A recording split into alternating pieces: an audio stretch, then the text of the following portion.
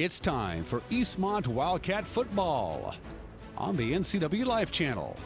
Tonight's broadcast is brought to you by The Walkabout Grill in Wenatchee and Leavenworth, Collins Fashions, Town Nissan, and Town Chrysler Jeep Dodge. Now let's go live to Wildcat Stadium for all the action with Grant Olson and Eric Granstrom. Hello and welcome everyone to another NCW Life edition of Friday Night Lights. Once again, we're at Wildcat Stadium at Eastmont High School as the Eastmont Wildcats play host to the West Valley Rams. Joining me once again, Eric Granstrom. And Eric, homecoming here at Eastmont High School, there's always a little different vibe on a homecoming football night, isn't there? Well, and for coaches, it's a terrible week because it's hard to get the kids to focus on the football game on Friday night because there's so many other things that are going on. Talking with their athletic director, Russ Waterman, he says, I'm just happy when this week is over, and that's what Coach Don is feeling right now too. Hopefully they can focus in, get it done tonight against West Valley, a very good team coming in. And Eric, as you and I have talked about before, this is a team that really plays good in spurts, but just those spurts haven't turned into a complete game yet. Yeah. They're ready for a complete game. Well, the one complete game partially they had was against Walla Walla, their one win of the season so far, so they hope to duplicate that here tonight. The good news for the Eastmont Wildcats is they have Caleb Massey back, went through the concussion protocol after that hard hit against Mount Spokane. He went through a week of practice this week for the first time in 2 weeks, and Coach Don says he's good to go. The rest of the team's pretty good to go, except for Grody, who we saw with the injury last week. Turns out that was a concussion as well, and they were just being very cautious about the neck injury, and that's why they had the ambulance here. He's expecting him back. It's not an out for the season type of a thing, but everybody else is healthy tonight, so they are at least physically ready to go. We'll see if they're mentally ready to go against the West Valley Rams. And Eric, a guy that could take some pressure off of a Massey tonight, he had a breakout game last week, is Cameron Scaramazino with over 100-yard rushing and 3 touchdowns. They need a big game out of him tonight. They need a big game out of Scaramazino, but they also need to get Devin Schneider involved in the offensive end. We only saw him rush a couple of times. He didn't get any balls thrown his way last week, and so they got to get Devin Schneider, they got to get Scaramazino, have that 1-2 punch, get some running out of Knighton in the backfield, put Lopez back there, that heavy hitter, and see if they can ball control, not turn it over. That was a huge difference in the game last week in the loss. And defense will be a huge factor for Eastmont tonight. They're playing a quarterback, 6'1", 205-pound senior, Brandon Battle, who has 845 yards already, and that's just in 3 games this season and 10 touchdowns. The defense got to be on their toes tonight. Absolutely. It's going to put pressure on the defensive backs, and then Devin Schneider, that name comes up again. Him running as the free safety is going to be key for him to be able to look and peek and watch that quarterback size. I'll tell you, I was watching him in the pregame warm-ups here. He looks like a college quarterback. Coming up on our NCW Live pregame show, we will visit with head coach Mike Don of the Eastmont Wildcats right after this. Stay with us.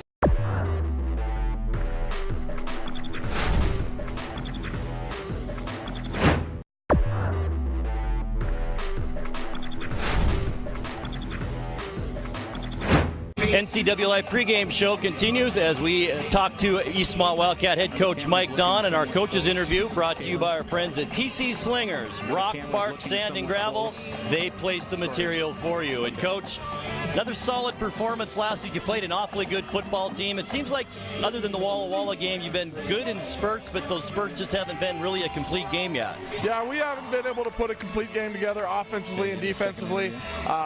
We just keep making a lot of mistakes. Last week, we threw 3 interceptions. You had 10 points off turnovers they got, plus we throw an interception in the end zone. There's 17. There's a difference in the game.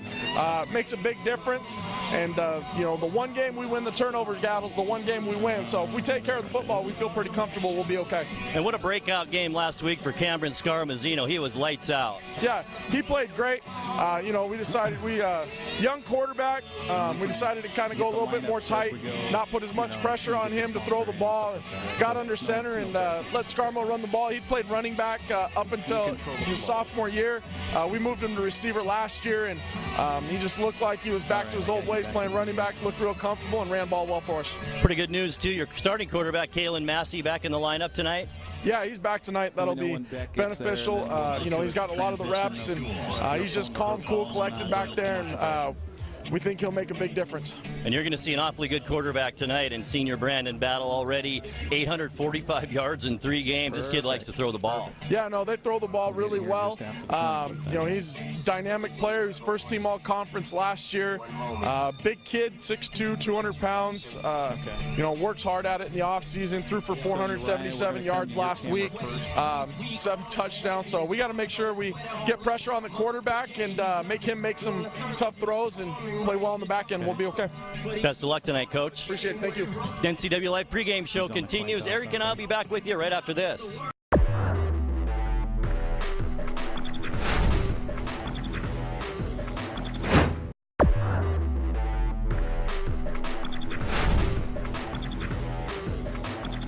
Grant Olson and Eric Granstrom in the booth at Wildcat Stadium as our pregame show continues. Just about kickoff time. And Eric, homecoming 2017 here at Eastmont High School. Great crowd on hand and a pretty good traveling crowd up from Yakima, too. Absolutely. Well, you got a West Valley team that comes in with a record of 2-1 on the season, 1-0 in Big 9 play so far. Wildcats off to a 1-3 start, 0-1 in Big 9. Still early, and, you know, Eastmont homecoming week against West Valley for a reason.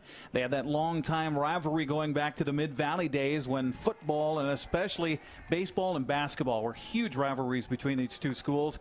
And, you know, you got a bunch of folks in the stands. The fans for both are remembering back to those golden times. I'm sure that. Boy, it seems like a long time ago. Eastmont continues to grow, and yeah, but all eyes tonight, Eric, on both the quarterbacks. Kalen Massey back from a week off, recovered from that concussion, and Brandon Battle. I'm looking forward to seeing this kid play. Big kid, senior, 6'1", 205-pounder, almost 850 yards in 3 games. Well, and you're going to get to see him right off the bat. Eastmont won the toss, elected to defer to the second half, so we'll see Brandon Battle, a 6'1", 205-pound senior. Grant, you want to take a look at the rest of those starting lineups? Is brought to you by Arctic Refrigeration and Heating for residential and commercial heating and air conditioning. Brandon Battle at quarterback, Jack Vandebreg for West Valley at one wide receiver, Reed Viveros, the other wide receiver, Cameron Wiley, also a wide receiver. They got a lot of receivers in this lineup. Tanner Hammond at tight end. Tailback is Reggie Harris, one of the best in the Big 9. Fullback is Cade Ewing. Nick Haviland at center. Dylan Ross guard. Hunter Vickers at guard.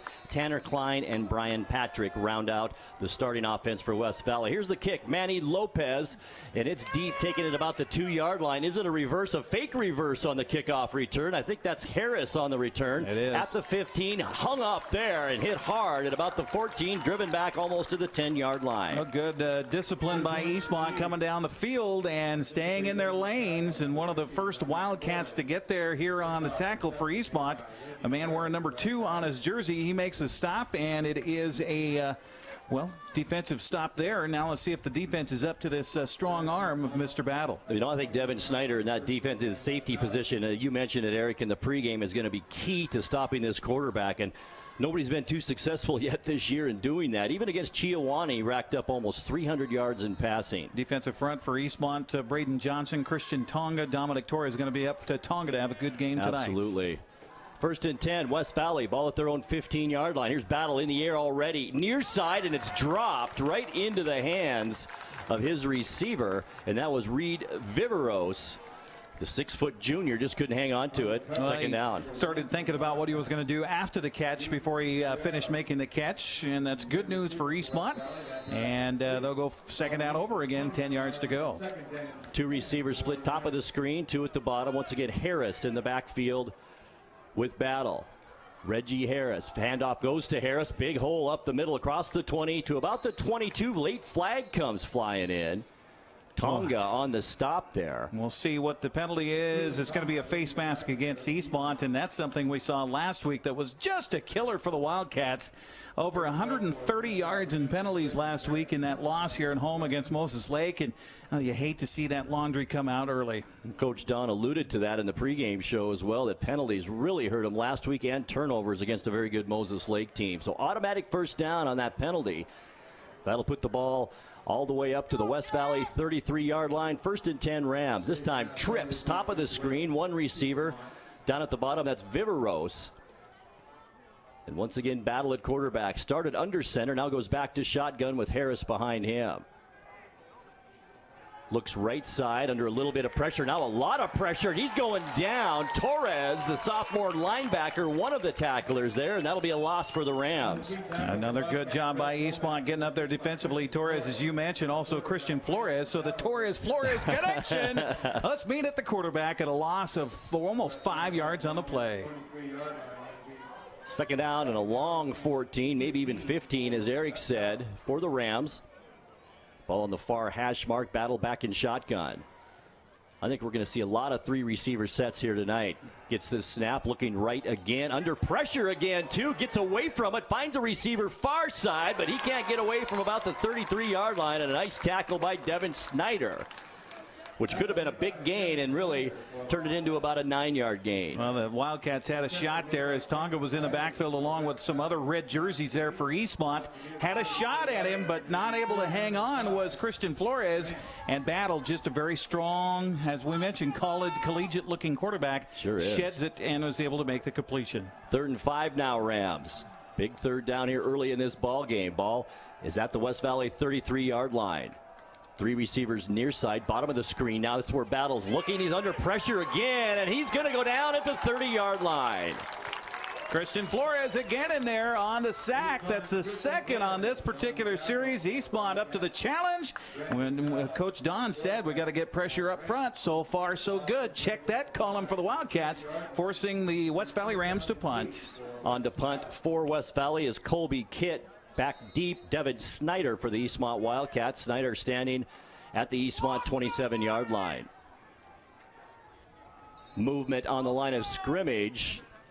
And if it's on Eastmont, wouldn't give West Valley enough for a first down. And I think it will be on the defense on that hard count.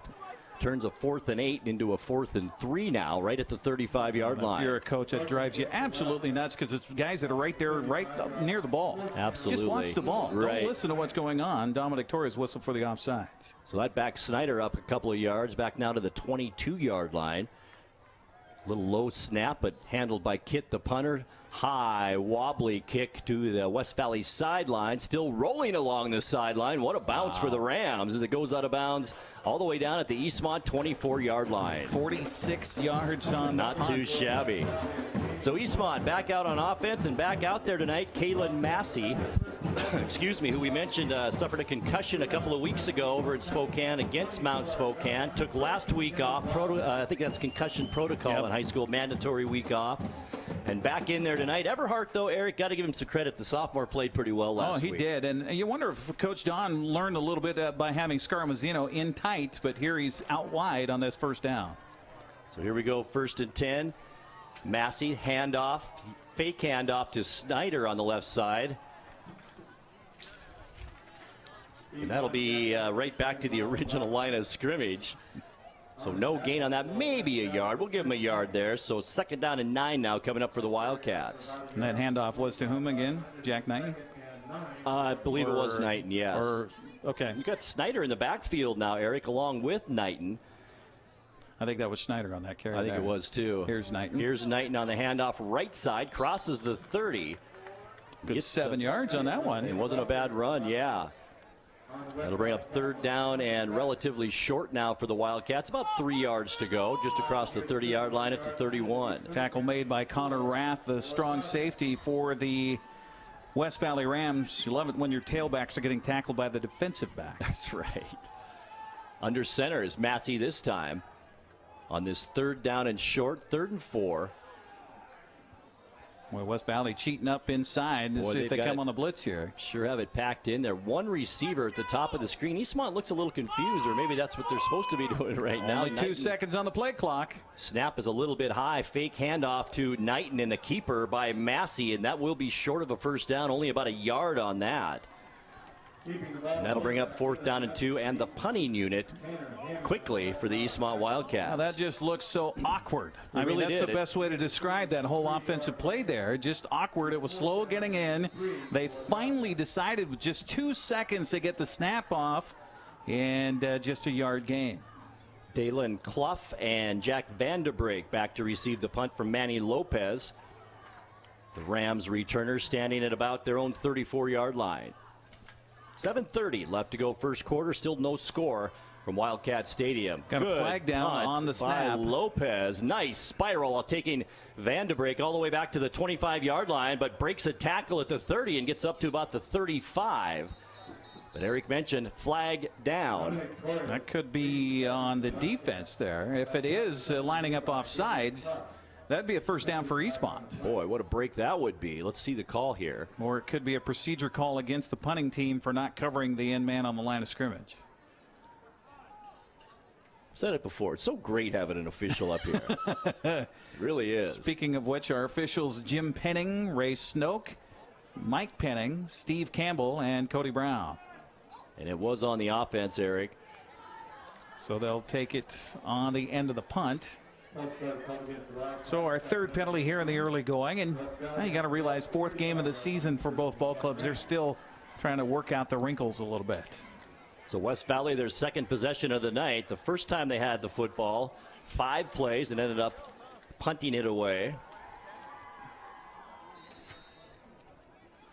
See what West Valley can do on this, their second possession. 7:18 left to go here in this first quarter. West Valley at their own 35-yard line. Harrison, he is popped in the backfield, keeps his feet, then he's hit by 3 more Wildcats, but Tonga got in the backfield and laid a pop on Harris at the 30-yard line. Who was that kind of spoofy stunt guy, the Super Dave? Super Dave Osborne. That's right. what Tonga looked like. A man shot out of a cannon there from his defensive end position. He got there first and got some help from his brethren, a loss of 3. 2nd and 13, West Valley. 4 receivers in this offensive set. Once again, as Battle backs up into shotgun. 2 receivers top of the screen, 2 at the bottom of the screen. Play action, near side pass out in the flat. It's caught there and taken all the way up to about the 44-yard line. It will be shy of a first down, but a nice gain of about, 11 or 12 on that pass and catch. A gain of, 12 yards on that particular play. The second reception, second completion of the night for Battle. That was Van de Break on the reception, the sophomore for the Rams. 3rd down. And about 1 now for West Valley. Trips right side. That's top of your screen. At the bottom of the screen, Reed Veros. I'll probably struggle with that all night. Harris still in the backfield. Battle, the big senior quarterback. Play action again. He's going to try and keep it. He has nowhere to go. Torres, the sophomore linebacker, once again in there on the stop. Yeah, Torres almost got caught inside there on a bite, but he was able to latch on to the tail of the quarterback's jersey and hold on for dear life. Got some help from his teammates and no gain on the play. And Eric, he played a solid football game last week against Moses Lake, too. This kid's really coming into his own, only a sophomore. Once again, Colby Kidd on to punt for the Rams. Back Devin Snyder for the Wildcats, standing at his own 15-yard line. No pressure on this punt. A sky-high wobbler. Snyder lets it go. It does hit a West Valley player, I believe, at the 25. It's still rolling.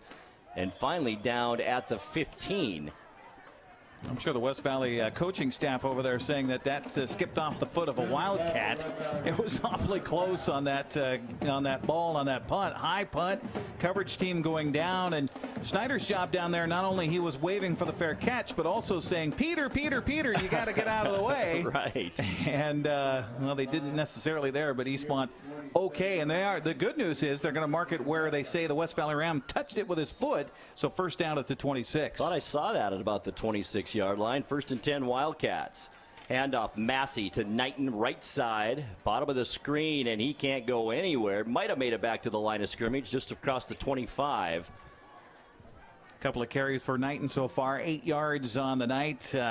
That's something we saw some success with against Moses Lake last week, was running right up the gut, not trying to stretch that outside. I know Knighton's got some speed out there. They got Scarmazino now in the backfield too, and we talked about that. Maybe learn a lesson and get Scarmazino a little bit more of the running involved in the running attack after his big 130-plus yards last week. It's pretty potent 1-2 punch with Knighton and Scarmazino in that backfield. Fake handoff. No, it is given up the middle to Knighton. The fake was to Scarmazino. He does rumble across the 30 to about the 31. 3rd down now.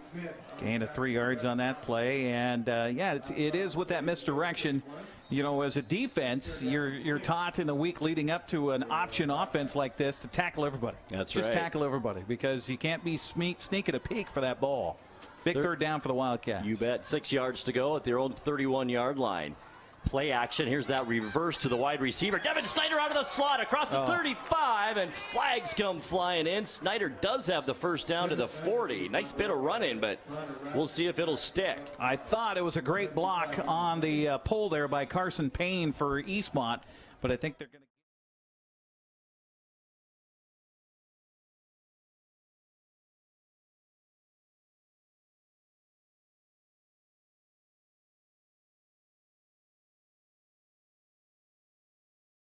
A linebacker and grabbed his arm, but apparently all the officials out there saw it, because I don't think there's a flag left in a pocket right now. I think maybe even a hat laying down there. Just under 4 minutes left to go first quarter. That negates that first down now. Nice run by Devin Snyder, and takes the ball all the way back to the 20-yard line. Well, and unfortunately, this changes your playbook, too, here on a third down, about 16 yards plus to go. And, well, West Valley, if you're the defensive coaches, you're like, okay, well, they got to throw it here because it's the third and long. But if you're Eastmont, maybe a little conservative with your defense playing so well. Packed in tight again in the Eastmont offensive set. Ethan Simpson top of the screen. Devin Snyder in the slot. Handoff goes to Scaramazino near side. Cuts it back up to middle of the field. Still on his feet. Spins, and he's dropped down at the 27-yard line. Nice gain of 7, but well short of the first down. About the most entertaining 7-yard gain you're going to see by Scaramazino. He just does such a great job of waiting for his blockers to get out in front of him. Sets up a block with a little juke here, a jive there, and gets 7 yards. And I like how he kind of hides behind those linemen. Yeah. You talked about it last week. He's patient. He'll kind of pick his spot, and he's got the speed to kind of shoot through it. So Manny Lopez on to punt it away. Jack Vandebrake back deep for the West Valley Rams, along with Dallin Clough. And the punt comes near side, off the side of Lopez's foot that time, and it's short. That'll give West Valley some excellent field position. Let's see where the official finally marks it. The official threw a flag. I think he meant to throw his beanbag. 43-yard line. That'll be a great starting spot for the West Valley Rams. Yeah, just a 31-yard punt off the side of Lopez's foot there. West Valley, nothing so far on offense. 6 total plays so far in this first quarter, and 2 punts on their 2 possessions. So this high-powered offense that we talked about, Eastmont's doing a pretty nice job so far. Our broadcast brought to you in part by Walkabout Grill in Wenatchee and Leavenworth. Take a walk on the wild side. And Town Nissan, your local East Wenatchee Nissan dealer, where honesty and transparency come first. Also by Collins Fashions in downtown Wenatchee, real clothes for real women. And Town Chrysler Jeep Dodge, your Town Chrysler family store where people get nice surprises. 1st and 10, West Valley at their own 44-yard line. Handoff up the middle. It's Harris. Takes some bodies with him across the 45 to about the 46. And I'll tell you what, those were a tough 3 yards right there. Well, I'll tell you, that tells you the leg strength that he has, because Braden Johnson grabbed a hold of him and was on his back, the 6'3", 300-pounder on top of Harris. Woo. And he carried him for another 2 yards. 2nd down and 7. 4 receivers in the offensive set again. Battle in shotgun. Fake handoff this time to Battle. Throws it out in the far flat. It's caught there at about the 46 up to the 50-yard line. Might have been Harris out of the back. No, the Harris was the play action running back. I think it's Dalen. Number 10 over there. Right. Yeah, so that is Dalen Clough. Right, Dalen Clough.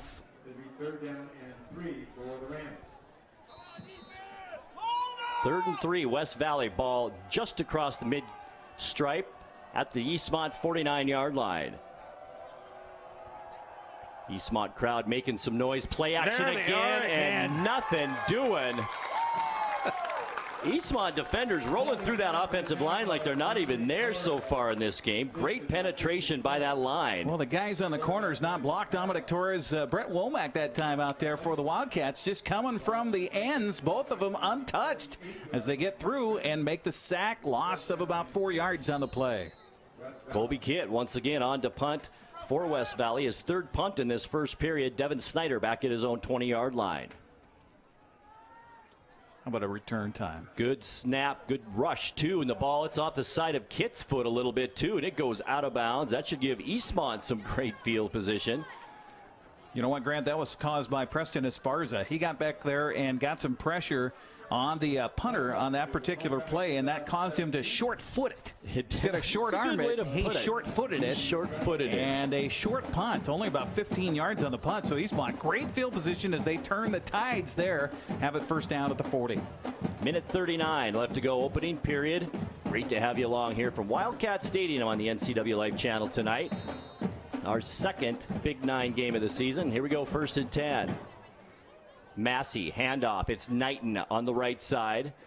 Not much there, maybe a couple. Now a rugby scrum at about the 43. That's a good description, Grant. Well, you got diminutive running backs between Knighton, and Knighton goes 5'6". And then you bring Scarmazzino in there. They list him at 5'10". I don't know if he's that tall or not. No, I don't think so. And they're able to hide in behind those big offensive linemen in front of him. Oh, I'll take 3 yards on first down Absolutely. anytime. Massey, I think, yet to throw a ball tonight. Yeah. And he's been under center all night. He has. Which last time he was in there, it was shotgun all the time. Here we go, 2nd down and about 7. Here's Snyder with some room left side, cuts it back up the field, breaks a tackle across the 40 down at the West Valley 35-yard line. Big gain. And Eric, you said it in the pregame. He needs to get involved in this offense, and that's what happens when he does. Well, good play action inside on the fake handoff to the first man up the middle. That got the linebackers to sneak in, and that allowed blocking to set up outside and give Snyder a chance to get a first down to the 35-yard line. Eastmont on the move now. In the backfield is Manny Lopez, who gets this handoff straight up the gut. Nothing for Manny that time. Back to the original line of scrimmage. And no gain on first down. That's unusual for Lopez. He usually drags a couple of guys for a couple of yards. Well, you've seen it the last 2 plays in a row. West Valley cheating with their linebackers up towards the line of scrimmage, thinking that Eastmont's going to do nothing but try to run the ball here. Which is what they've been doing. Yeah, they're packing it in the box. Not one pass attempt so far for Eastmont. Now maybe a play-action pass. It'd be a good time for it. Perfect. Lopez stays in there along with Scarmazzino. Ball is on the ground, and who got it? West Valley players say they do, and they do. And our first turnover of the football game, and it's on the Wildcats. Coming up with the ball for the West Valley Rams was number 81, Jared Navarro, the 5'6", 655-pound senior, comes up with that football. And I don't think it ever actually touched the hands of our quarterback, and Massey just could simply just try to get down after it. And, well, we saw those exchange problems last week, and we were blaming it on a young quarterback, but another problem crops up here tonight. Can we blame this on a little rust maybe from not playing for a week? It could be. I don't know. I think just excitement about getting the playoff. Back on offense, the West Valley Rams now 1st and 10 at their own 36-yard line. Battle and shotgun, comes near side in the flat, caught and then dropped. That's the second drop now for Reed Viveros, the 6', 162-pound junior wide receiver. I think that's pronounced Viveros. Viveros. Yes, and, well, he, again, hearing some footsteps out there. I'm not sure exactly why he's so anticipating that what he's going to do after the catch, young man. It's the second drop tonight, and ball right in his hands. Trips, bottom of your screen this time. Still 4 receivers in this offensive set with Harris in the backfield. And battle in shotgun. Battle the snap, slant over the middle. It's caught. I believe that's Vandebreak on the catch. The sophomore. No, it is number 5 that time. No, it is Vandebreak. Sorry about that. Not quite first down yardage. Still about 3 yards short. That'll bring 3rd down and 3. And that probably will do it for this first quarter as well. Game clock down to 5 seconds now as Battle comes up to center, but I don't think he has any intention of running a play here. And that will do it for our first quarter. From Wildcat Stadium, Friday Night Lights on the NCW Life channel. It's Eastmont nothing and West Valley nothing. We're back here in 60 seconds. Stay with us.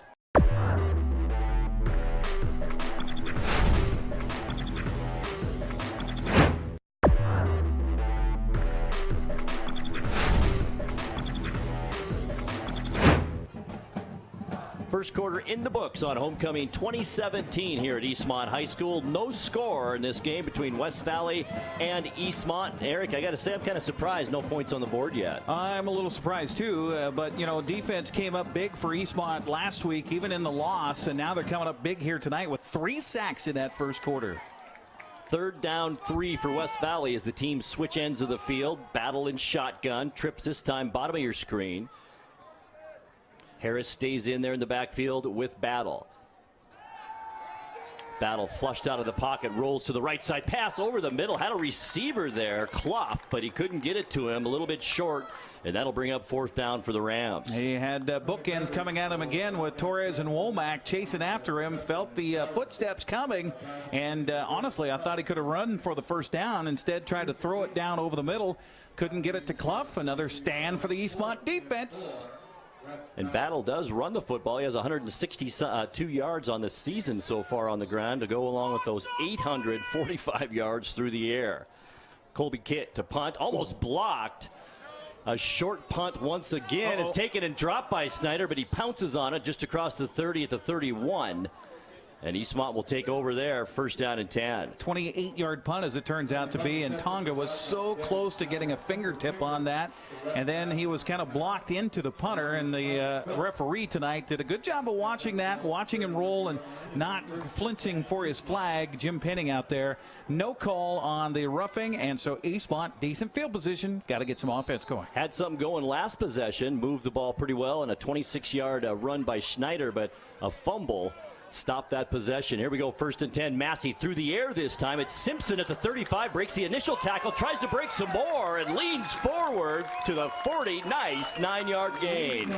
Beautiful pitch and catch that time, and that's that confident style of a pass play. Good call by the coaching staff for Eastmont, getting him set up in the pocket. The defense is thinking run all the way because that's all they've done so far. A little pitch and catch and a good run afterwards from Ethan Simpson. You got to keep those backs honest at some point, don't you, Eric? Yep. Massey under center, now backs away to get it to play. Maybe looking at a blitz here. West Valley showing it, now backs off a little bit. These are some big linebackers on this team. They all go about 220 on this defense. Handoff, Manny Lopez. It's a fake, and Massey keeps it up the middle. 1st down for the Wildcats, all the way up to the 45-yard line. Gain of 5. Nice job by Massey reading the defense that time, and a good fake by Lopez, too, because I thought he had the ball at first. I did, too. As he tucked his jersey in his hands and ran with nothing, and Massey gets a 1st down for Eastmont. Good field position to the 45.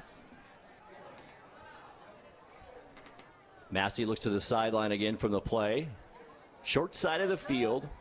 Once again, Simpson, the only wide receiver split out, with Lopez in the backfield along with, is it Knighton there? It's Snyder from his slot position again, and Eastmont has had a ton of success with this play so far tonight. Almost 1st down yardage to the 45-yard line. Great blocking up front at the point of attack as they pull the opposite side, both the guard and the tackle from the opposite side of the field. Carson Payne and Clayton Harris coming around and blocking the way for Schneider. Gain of almost 10 yards in that running play. Good blocking up front. Love to see that.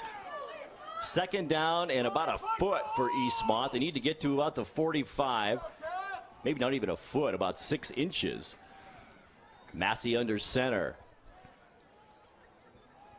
Why not give it to Manny Lopez, and he breaks a tackle to the outside, still on his feet, and spins and churns for about 4 near the 40-yard line. Manny is nothing but a guy that runs between the tackles. This time he bounces it outside, shows a little quick foot to there for number 11. Gets a 1st down for the Wildcats. And they keep this drive going as Eastmont now in West Valley territory at the 41-yard line. Hang on to the football. Do not give it up.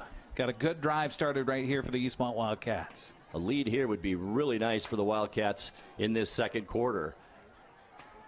1st and 10, handoff up the middle. It's Lopez again, crosses the 40 to about the 39-yard line. Gain of about 2. Well, we've got a mismatch here on this near side, Grant. I'm waiting for it to for Eastmont to maybe do a little play fake in the backfield. Come Ethan Simpson's way. He's knotted up over here with Colby Kitt. They list him at 6 foot. I don't know if he's 6 feet or not, but Simpson at 6'4". Yeah. That's the mismatch you got to take advantage of. Boy, and he is all of that too. Well, how about the size of Christian Tonga down there in the pregame show? Holy cow, this kid's big. I walked by him. He made me look small. Well, there's some movement. Yeah. Half the line went on 1. The other half the line was on 2, and another penalty flag. And that's a good thing because that ball wound up on the turf again for Eastmont. So that'll move the Wildcats back 5 and bring up second and long now. Second and about 13. 4 penalties, 25 yards already in the ball game for Eastmont. Boy, that was really the bugaboo last week, too, against Moses Lake. Turnovers and penalties. 137 yards of penalties last weekend officially for Eastmont. And those 3 interceptions early in the ball game, putting them in a hole early. One was a pick 6, too. Yep. Second down, 13. Ball at the West Valley 38-yard line. Handoff goes to Scaramazino right side. He can't break that initial tackle, and he'll be thrown for a loss. Down at the 50, and they'll call it about, what, a 2-3-yard loss to the 47-yard line. That had problems written all over it. That's one where you want Massey to maybe check off and just do something quick inside to try to set up that little counter play. There was just too many guys on the defensive line for the offensive line to block. Sometimes it just becomes a numbers game. There were too many white jerseys for the red jerseys to block. They got penetration, make a stop, loss of 4 yards on the play. So Eastmont moving backwards now after good penetration into Ram territory. Third down, 16. Ball now back at the Ram 47-yard line. Play action to Lopez. Massey's going to keep it. Can't find anybody downfield. Tries to run and gets caught from behind, and that'll be another loss. This time about 4 yards. Chris Height, 6 foot, 292-pounder, came rumbling from behind as Massey was trying to find his way around the left side. Had a blocker in front of him, so he kind of had to slow his step a little bit. That allowed the defender to come back from behind, knock him for a 3-yard loss. That was a 7-play and almost 5-minute drive that's all for naught now for the Wildcats.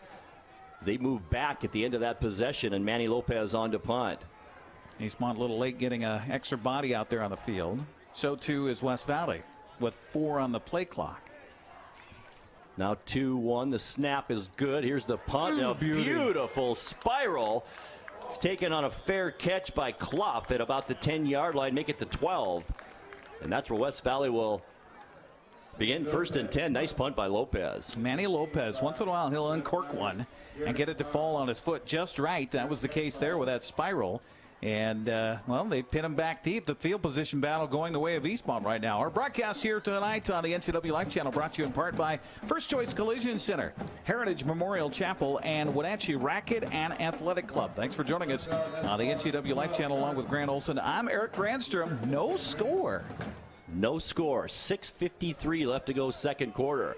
West Valley now back in on offense. 5th possession of the ball game. 4 punts prior to this.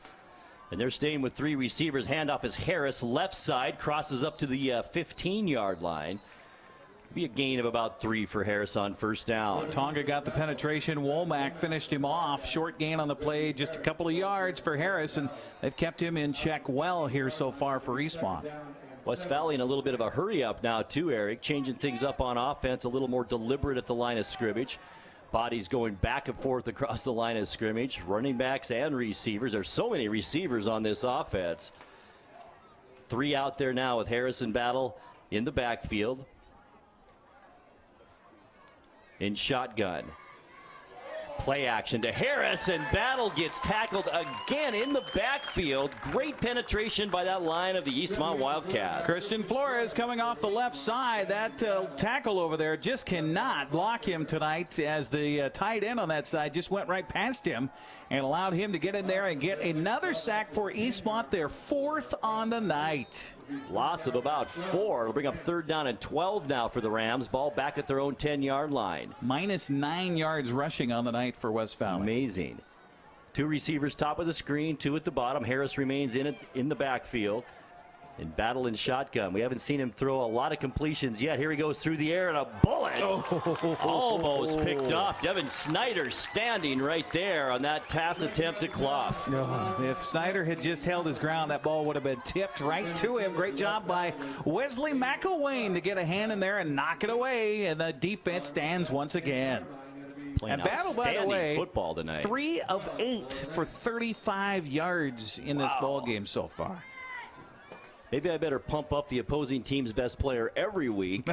There you and go. then this will happen. Well, Eastmont should Better get knock great on field wood, position too. here. 5 minutes, 30 seconds. You said it, partner. 41-yard line is where Snyder stands. We're talking West Valley 41. The ball takes a nice West Valley roll. Snyder's going to let it go. Why That's not? a smart play. It sure is, and they'll still have the ball at their own 46. You know, if the defense keeps holding here all night long for Eastmont, forcing West Valley to punt, Tonga again in there close on that punt, he might get a hand on one before the night's through. Doesn't seem that here early on, Eric, that West Valley's offensive line or special teams can really keep Eastmont out of that backfield. They're just doing an outstanding job, the Eastmont defense. Well, we talked about distractions during homecoming week and whether Eastmont mentally would be in the game tonight, and it seems that it may have been West Valley that's a little bit shell-shocked coming out here. First and 10 Wildcats. We'll see if they can put some points on the board here. Great field position at their own 46-yard line. First down and 10. Got this mismatch down to the bottom of the screen, Grant. It's the one you like. Ethan Simpson down at the bottom of the screen. 6'4". Snyder stays in the slot. This time Massey's in shotgun. Pass comes out into the flat to Scaramazino. Can he break a tackle? He breaks the first one. Can he turn the corner? And almost does. He'd still be running if he did. And it's pushed out at the West Valley 48-yard line. That's what you want from your slot back out there. When they throw that quick hitch out to the flat, you just say, okay, you've got one man to beat. He beat him and almost got away from Jared Navarro. Navarro keeps West Valley from giving up a touchdown right there. Second down, 4 for the Wildcats. Ball now in Ram territory at the 48-yard line. Here's a handoff to Knighton. Big hole left side up to the 45. Not quite first down yardage. Be about a yard short. We'll bring up third down and 1. Strangely, Eastmont so far perfect through the air. 2 for 2. Just really dominating both lines of scrimmage so far in this game. But can they get some points up there? That's the question. Third down and short. Big third down here for the Wildcats. Looking for some points with 4:14 left before halftime. Handoff up the middle. And that will be a first down for the Wildcats down to the 42-yard line, gain of 4.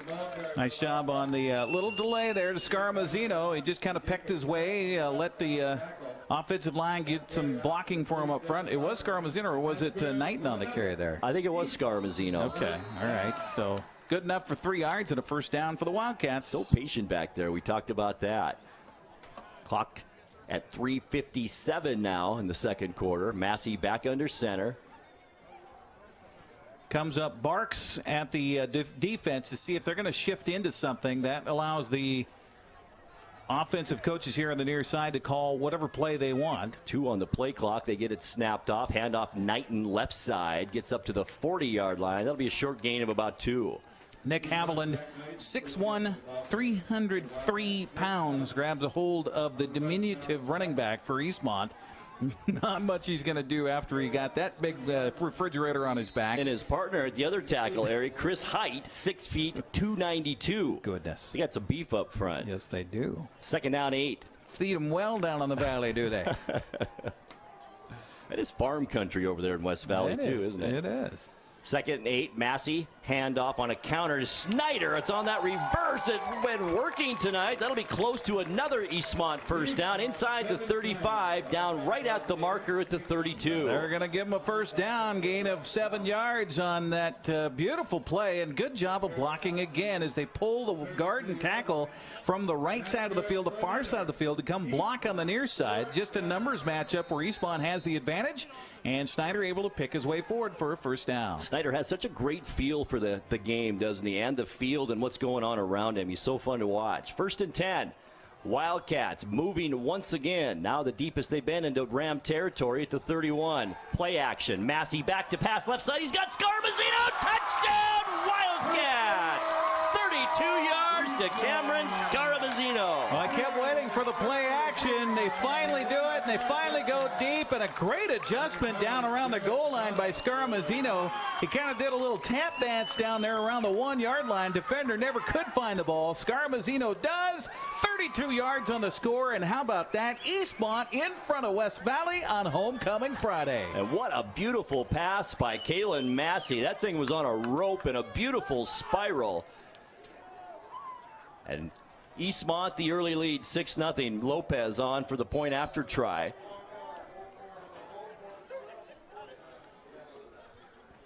Snap's good. The hold is down. The kick is blocked. So the point after no good, but with 2:26 left to go before halftime, it's Eastmont 6 and West Valley nothing. This is Wildcat football on the NCW Life Channel. We're back in 30 seconds.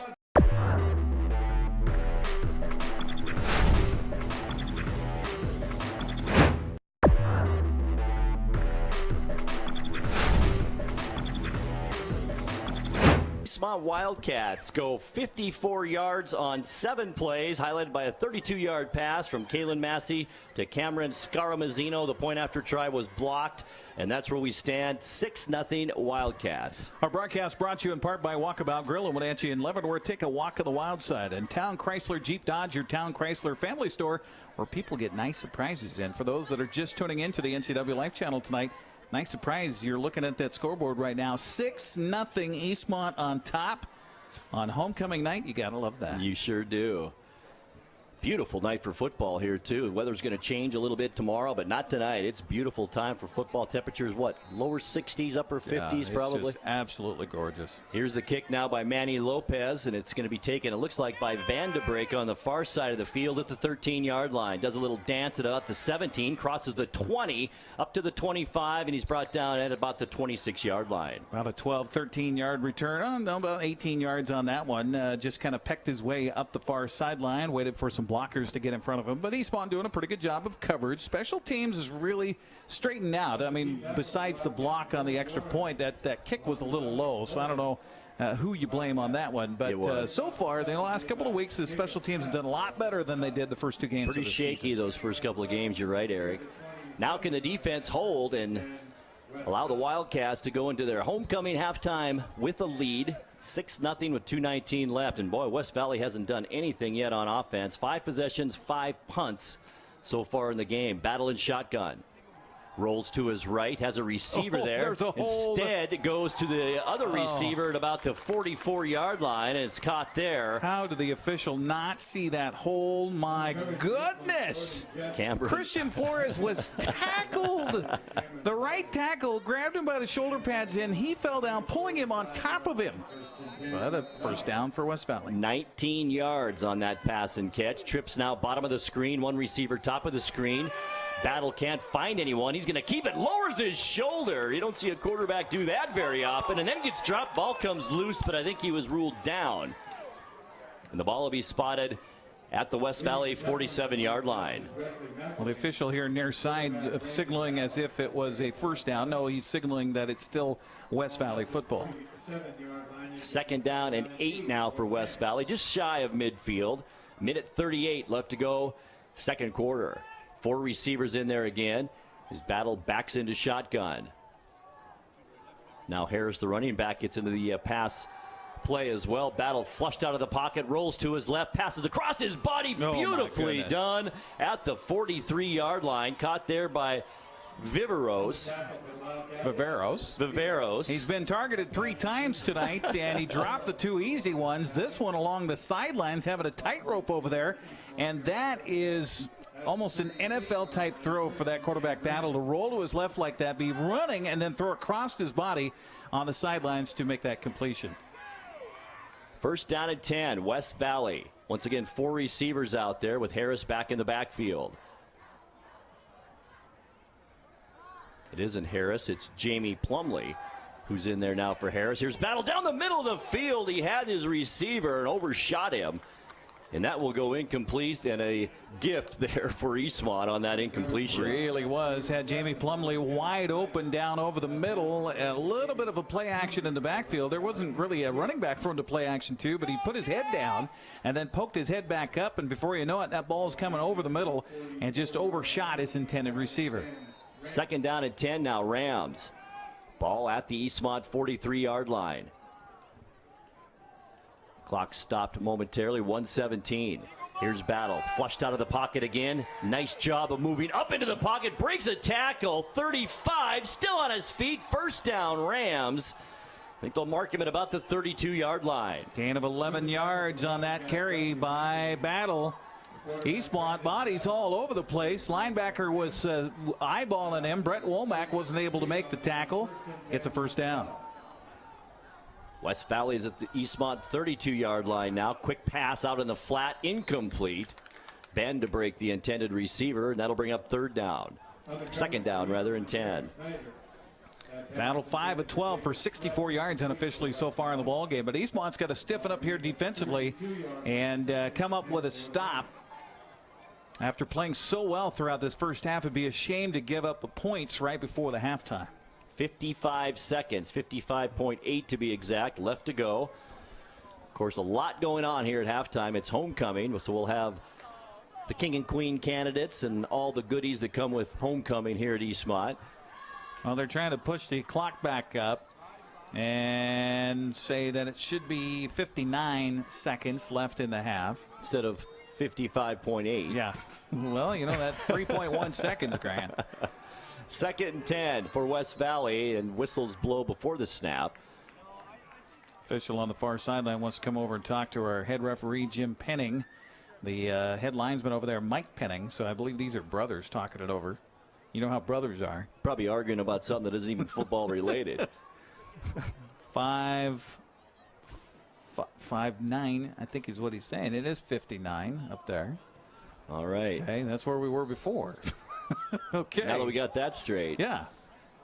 Battle up to the line of scrimmage. Now backs into shotgun once again. Those same four receivers with Harris in motion. Battle rolls to his right. Looks over the center of the field. Nobody there. Great defensive coverage by the Wildcats. Battle still scrambles to the 25-20. Runs out of bounds at the 21. Oh, they'll give him the 20. And that'll be another West Valley first down. Flag down at the 30-yard line. Going to be a hold on the play. I wondered if they were going to catch that one. They did. It's going to bring this ball back. That's a break for Eastmont right there with 49 seconds left now. Only the second penalty of the ball game against West Valley. And Eric Battle, when he runs, he's not that fast, but he is so big. It's really hard to get a clean shot on him. He kind of just sheds guys, doesn't he? You know who he reminds me of? Carson Palmer.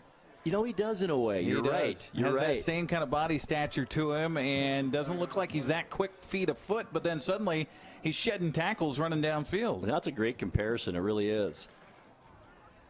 Well, the ball's stepped off against the Rams. Back, I think it'll be at the 40. That'll bring up about first down and 18 now. We're going to get a timeout taken by the Rams here to talk it over. We'll take a quick one, too. 49 seconds left to go before halftime. It's Eastmont 6 and West Valley nothing. We're back to Wildcat Stadium on the NCW Life Channel in 30 seconds.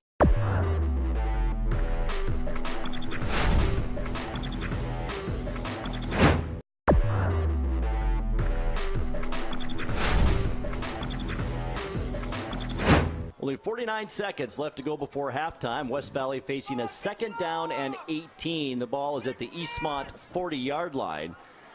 And the Eastmont Wildcats on top 6-0 in this low-scoring affair. Surprisingly low-scoring affair here on homecoming night at Eastmont. And if you would have told me right before halftime that Eastmont would be up on the scoreboard, I would have probably bet you money on that one. Yeah, I would have made that bet, right? Not to pick on the home team, but West Valley's a very good ball club. Trips top of the screen. Battle flushed out of the pocket once again. Forces him to make a bad pass to Harris, who was open in the bottom of the screen in the flat. Just couldn't get it to him. Brett Womack came on the blitz that time for Eastmont, and they have shown you could put pressure on this Battle. He gets a little flustered, doesn't like that in his face. He's just had pressure all night, Eric. The defense of Eastmont has had great penetration all night long. And now third down and 18 for West Valley. 46 seconds left to go, second quarter. Time for a Devin Schneider interception, maybe. Battle again in shotgun. He's been there all night. Gets the snap, looks downfield, flushed again, moves up in the pocket, comes right side, got a man there, and it's caught on the deflection. Did he get in? Touchdown, Rams, 40 yards. Play action, and it had the middle of the defense fooled. He decides to go deep. He could have ran for about 30 yards on that one, too. Wesley McElwain back there, sneaking a peek a little bit in the quarterback's direction, backpedaling, reaches up, tips the ball, and somehow Dalen Clough was able to keep his concentration to come up with that ball and then step just inside the pylon for the touchdown. We got to give Clough some credit. It does take some concentration. Once that ball is just nicked, it kind of messes you up on your whole train of catching that football. Nice job by Clough, and we're tied at 6. Colby Kitt, the punter, is also the kickoff man and field goal kicker. Van to break the holder. It looks like Eastmont jumped offside. And it is on the Wildcats. So West Valley will decline that. I see we have our same fan back again this week. I think he looks for the mic hanging there. I think he does. I pulled it up this week so he couldn't find it, but he still found it. Oh, Eastmont jumping off sides there. I think Tonga got a little bit too anxious. Eastmont looks like they're down a player. No, Tonga's going to come out now as they replace him in the lineup. West Valley declines that too. I guess what would you move up, Eric? About a yard? Half the distance to the goal. So you'd be a yard and a half out. If you wanted to go for 2, you could. All right, here's the snap. The hold is down. The kick is high enough. Did it go through? Yes, it did. 30 seconds left to go before halftime, and West Valley has now taken the lead. It's the Rams 7 and the Wildcats 6. We're back here with more right before halftime on the NCW Life Channel. Stay with us.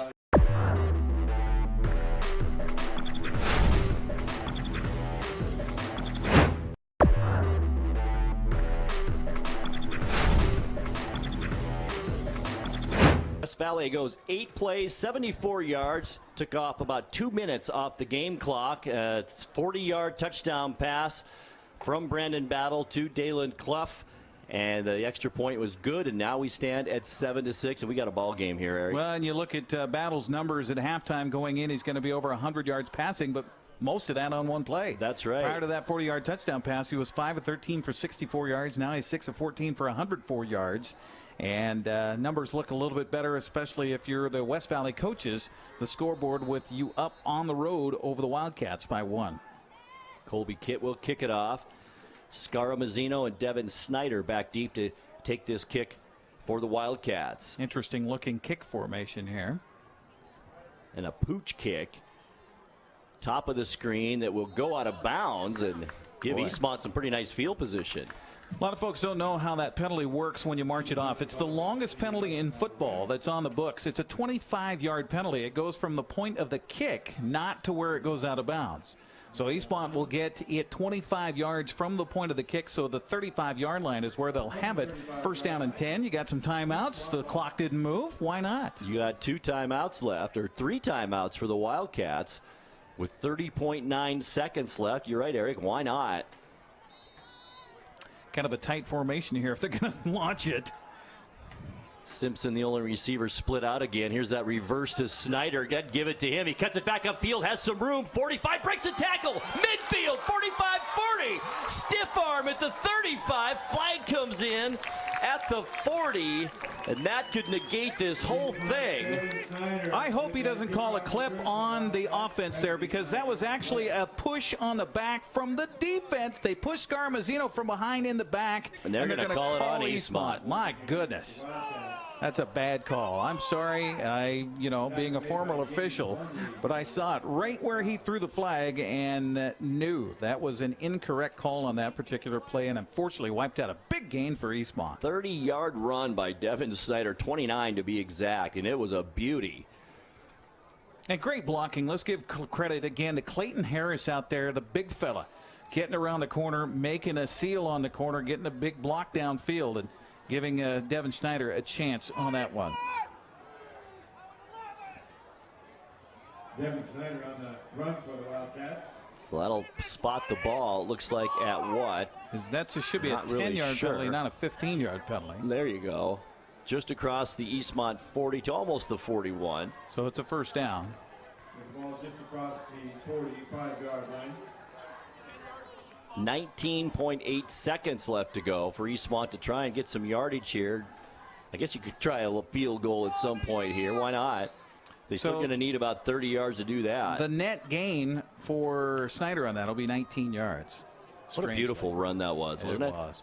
First and 10, Wildcats. Time running out here in the first half. Massey back to pass, goes left side. Scaramazino's got it at the 16-yard line. Make it the 17.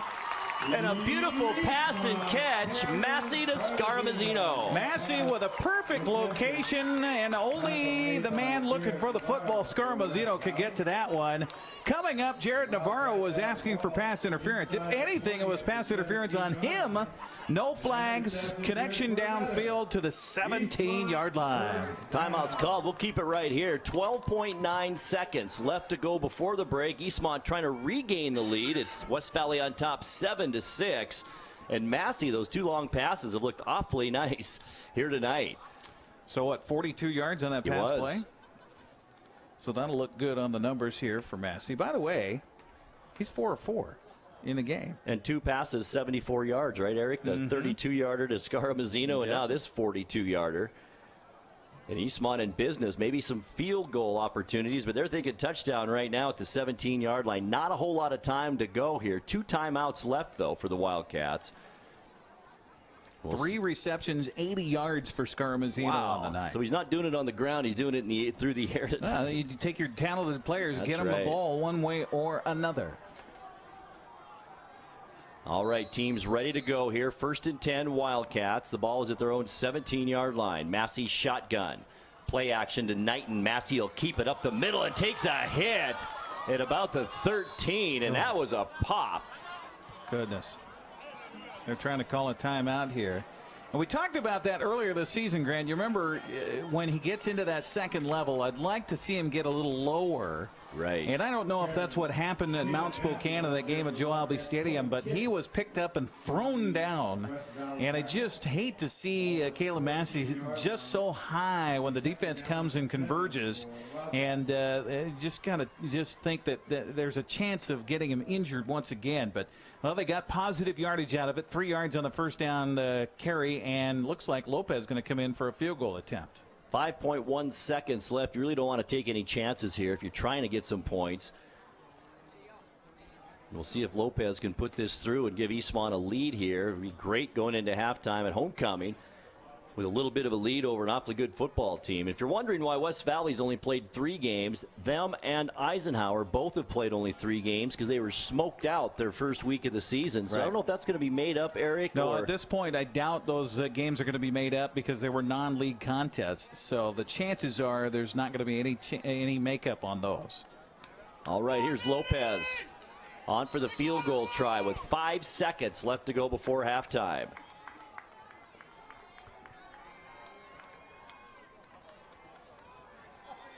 31-yard attempt, but we got a flag down. It's going to be against Eastmont. Ouch. Goodness. Boy, you just can't do that kind of stuff, can you? Not enough men on the line of scrimmage. I think it's a procedure call. That means the man on the end of the line of scrimmage is not up within his helmet to his hip pad of the nearest man. So that puts him off the line of scrimmage. You got to have 7 on the line before you snap the ball. Makes it a 36-yarder too, doesn't it, Eric? Yes, it does. Already had one blocked on a low kick.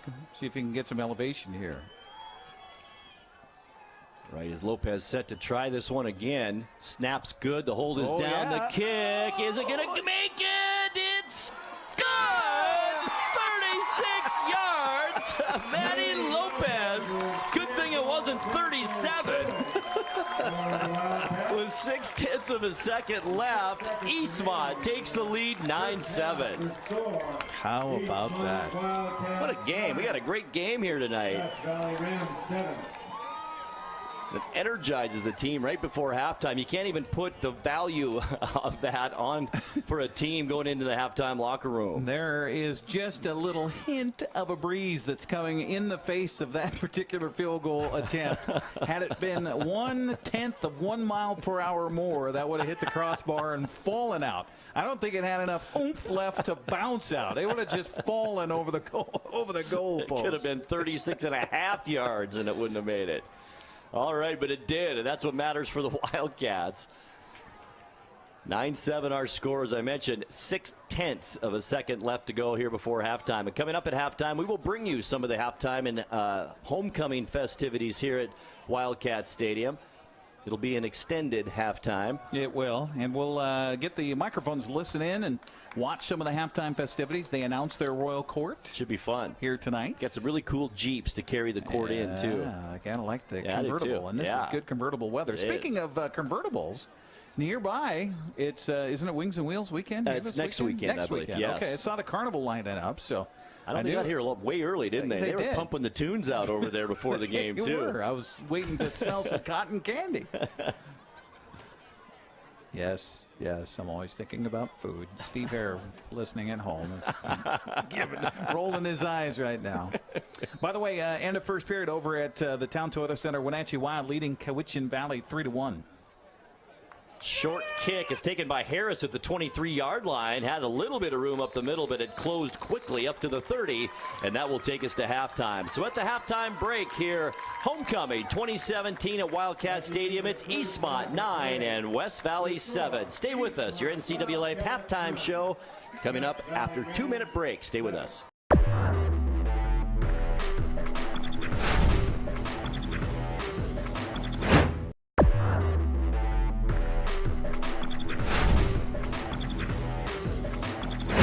Well, the Eastmont offense looking a lot more like the team we saw against Walla Walla that were able to get the ground game going. They got a good mix here so far. 166 yards of offense, 89 and through the air, 77 on the ground for Eastmont. If you're the Wildcats going into halftime, you got to be nothing but confident coming out for the second half. Limit your mistakes, limit the penalties. Absolutely. Colby Kitt will kick it off as we are just about set to go here. Second half from Wildcat Stadium at Homecoming 2017. We hope you enjoyed the halftime homecoming festivities. Back deep for the Wildcats, Cameron Scaramazino and Devin Snyder. Colby Kidd, as I mentioned, will kick it off. And we are underway here in the second half. Pooch kick near side, bottom of the screen. It's picked up by Snyder at the 17-yard line, up to the 25, the 30, dragging some players almost to the 35, and he will be spotted down at the 33-yard line. Good job of wrapping up. You notice Schneider, every time he gets that ball, he's got both hands wrapped all over it. As soon as he gets into pressure, that was the case again. And a West Valley Ram slow to get up on the play. Injury for West Valley to Jared Navarro, as he is down, slow to get up. Now he gets a teammate to help him up to his feet. Looks like maybe he got his bell rung a little bit there. I don't know if he knows where he is right now. And Eric, that was an unbelievably quick first half. It really was. Did you notice that? Yeah, it was. Not a lot of scoring, I guess. How many punts? A lot of running plays. What were the offensive possessions for West Valley in that first half? Both teams had the ball 6 times. West Valley punted it 5 times and then scored on their 6th possession. Here we go, 1st and 10 to begin the second half. Eastmont Wildcat football. Massey remains in at quarterback with Knighton, and it looks like Scaramazino in the backfield. It's Knighton right up the middle. Big hole, 40, 45. Can he break this one? 50. Still pulling tacklers across the West Valley 45 and down at the 43. Nice gain and a nice hole once again by that offensive line for Jack Knighton. 24 yards for Knighton on the first play of the second half. That's one thing you hope you can carry through. Eastmont got that big 36-yard field goal right before the half from Lopez. You want to come out and start and establish yourself offensively in the second half. They do on the first play from scrimmage. How big would a score be to begin this second half for the Wildcats? 1st and 10, now West Valley territory. As I mentioned, at the 43-yard line. Fake handoff up the middle. Massey's going to keep it, but nowhere to go. He tries to get back to the 45. I think he made it, but that'll still be a loss of 2 yards on that quarterback keeper by Kalen Massey. 6 carries, 3 yards for Massey in the game so far. I like to see him going up under center, though, rather than the shotgun and that kind of delay read and that quarterback option that they ran earlier in the season. It just seems to me, and it just feels that way, I guess. You give your running backs a chance to get a running start, then hand them the ball. And you've got talent back there with Scaramazino or Snyder coming from that slot. That read option wasn't, I guess, necessary all the time, and it's not now. 2nd down and about 12 Wildcats. Ball right at the Ram 45-yard line. Knight remains in there to reverse this time to Scaramazino, and he's got room far side. 20, 15, 10. He's going to get in. Touchdown Wildcats. 45 yards. Flag is down. Far side of the field. Unfortunately, this could come back. We'll see about it. It was thrown right around the 14-yard line. I don't know if they're going to get the quarterback down there, Massey, for a push, or they're going to get the defense for a push in the back. That's the second time the defense has pushed from the back. And you can call that, even though it's a defensive player pushing an offensive player from behind. You don't see it often, but it can be called. You're right. Unfortunately, I think this is going to come against Eastmont and wipe off that beautiful run. 45 yards on that run. Scaramazino, so explosive. Referee still talking about it. Far side of the field. The official comes away, and our head referee, Jim Penning, says unsportsmanlike against the defense. Wow, it's going to stand. Touchdown's going to stand. 45 yards. Cameron Scaramazino. And Eastmont, just what the doctor ordered to begin a half, at touchdown. So I think what they're calling there is that push from behind that we were talking about.